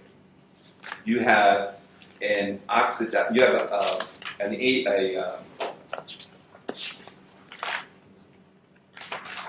Material. So you have a material, but you have an oxidizer. You have something that's flammable, like oxygen, alcohol, right? And then you have an ignition source, which almost always is either a laser or more commonly electrosurgery, a spark. So, you're doing surgery. It usually happens with a facelift or tracheostomy. You have a tent, so you're blowing oxygen. The drapes are up, and the oxygen gets caught behind the drapes. The spark of the electrosurgery catches the oxygen on fire, which is highly inflammable. The drapes catch on fire. What's the first thing you do? Turn the oxygen off. Because nothing's going to stop that fire until you stop the oxygen. Second, you have to use carbon dioxide gas, an extinguisher. You can't throw water on it. It's not a water-based fire. You got to get this oxygen. If the endotracheal tube catches on fire, which can happen, you have to pull the endotracheal tube as the first move. So they're pretty serious. They don't happen commonly. They're totally preventable, and 70% come from electrosurgery. So you shouldn't use alcohol or phenol-based kind of things, iodine. So that's very common. There was a surgeon this was scary. I asked the question, anybody ever seen one? And he said, yes, I was helping a surgeon, and the surgeon caught on fire that was operating with their clothes. So this one is just be really careful that there's no alcohol, no water. Now, I never explained your complication. If the patient is on, if you get water on the table, saline, not pure water, sweat, water, whatever. And this is common in cesarean sections where water will pool underneath in the sacrum, and you have a pool of water there. Well, the electricity flows through the patient, that becomes energized also, and if you have small contact areas, you can get burned. So that's neither, the electricity was still going to the electricity will come back to the patient. It still gets to the generator. It's just flowing through the water as well, because everything is energized in that field. Do you understand? Yeah. So you do need to make sure you don't have any pooling of water. And it could happen where, you could have a big pool and then a drape, and then the drape has the water and the drape has a little piece touching, and that little piece is a small contact area. Because if it's a big puddle, it would be fine. It would just get distributed and have a big surface area. Do you understand? Yeah, it's just... So, to end this whole story on electrosurgery, this is a patient who had a gallbladder removed. My partner did it and used electrosurgery. And the patient in the US, after gallbladder, you go home the same day, usually 3 hours. This patient went home, and 3 days later, I was on call, and the patient came into the emergency room, was complaining of abdominal pain at the distended abdomen, and was yellow with dark urine. So I figured it was a bile leak. I ordered a Decidus scan, which showed continuity of the bile duct with the leak. And because I hate making things complicated, I took her to the operating room and laparoscoped her. I didn't want to do ERCP, put in stent, do all this crap, drains. It's like make radiologists rich. So I took her to the OR, and my goal was I'm going to suck this all out. I'm going to put a drain in, and I'm going to get out of here. And she can go home tomorrow. Don't stop. Well, it was remarkable because when I lifted up the liver, this is the liver that you see here, right here. There's a black area here. So this is an area that was a bleeding blood vessel. Of course, you don't leave bleeding blood vessels behind, so he coagulated it. And where there are blood vessels and big blood vessels in the liver bed, there's often a bile duct there, right? So don't do that. So that's why I come back to your earlier point. It's really hard to say. But if we're more mindful of it, I now believe that many of the cases of bile leaks that we see that we just accept as bad luck and happens because there are doxalushka, as Rodney said, are actually related to surgical technique and that we can reduce them.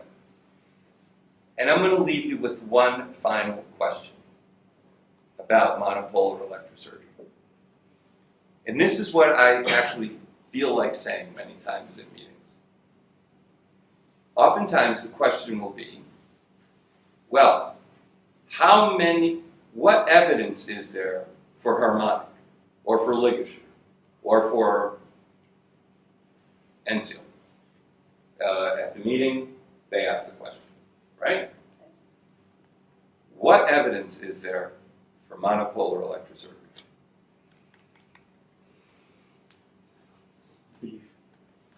Probably this. There is no randomized control trial that compares the use of monopolar electrosurgery during an entire surgical procedure to using no energy at all. There is none. It's never been studied. There are studies that have looked at the use of monopolar electrosurgery for cutting skin. And what they identify is that if you use the cut mode on the skin, that the healing and the tensile strength is equivalent to using a cold steel scalpel. But no one has ever evaluated what is the overall impact of electrosurgery on the outcome of a patient. Here's the problem. We don't know what the other side of the world looks like because everybody uses it. And as you say, it's more than belief because, hey, you don't have to know that you should wear a parachute if you jump out of an airplane.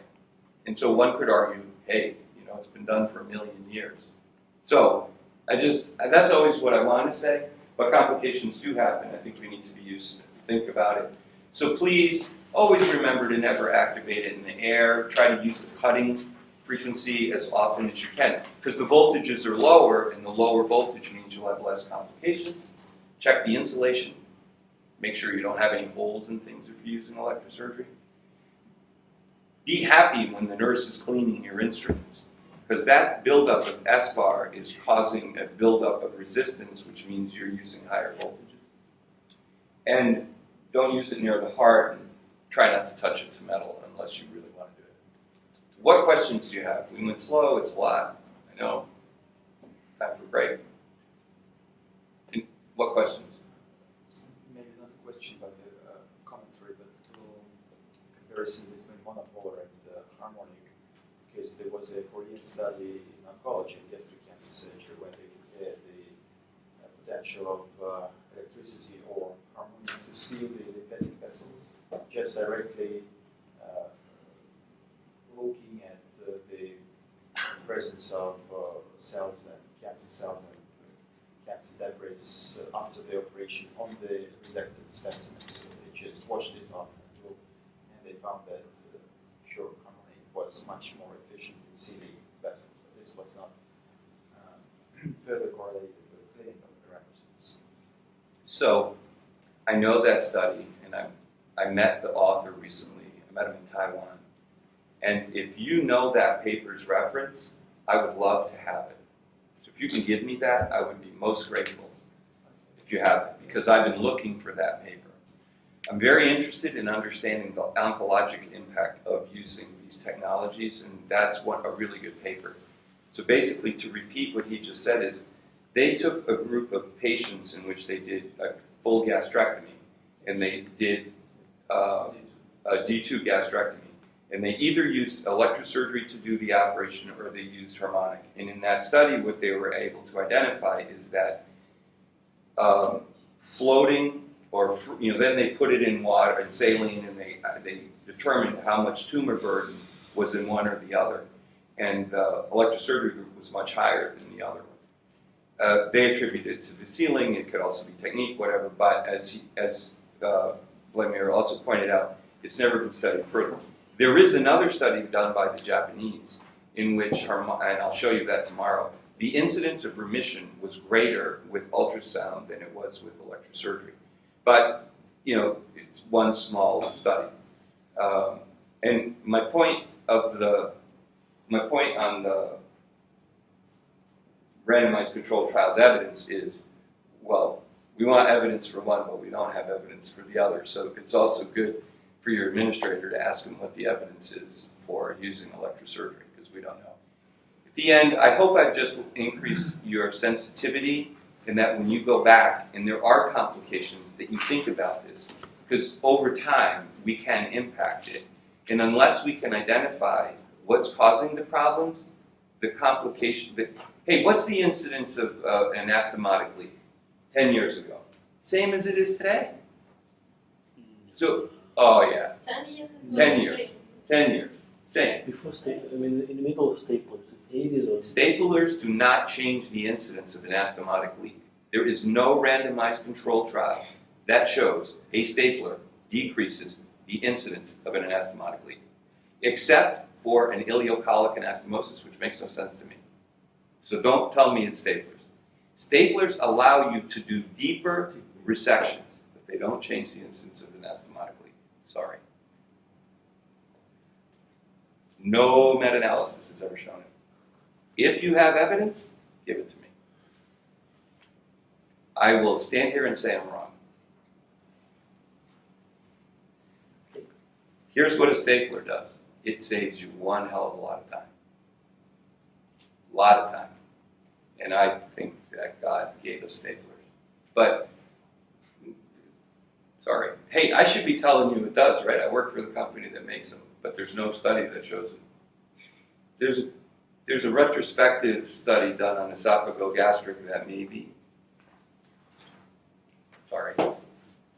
Look it up. Tell me. Give me the answer, Betma. Don't let me intimidate you. Okay? The company will pay you a fortune. Nah.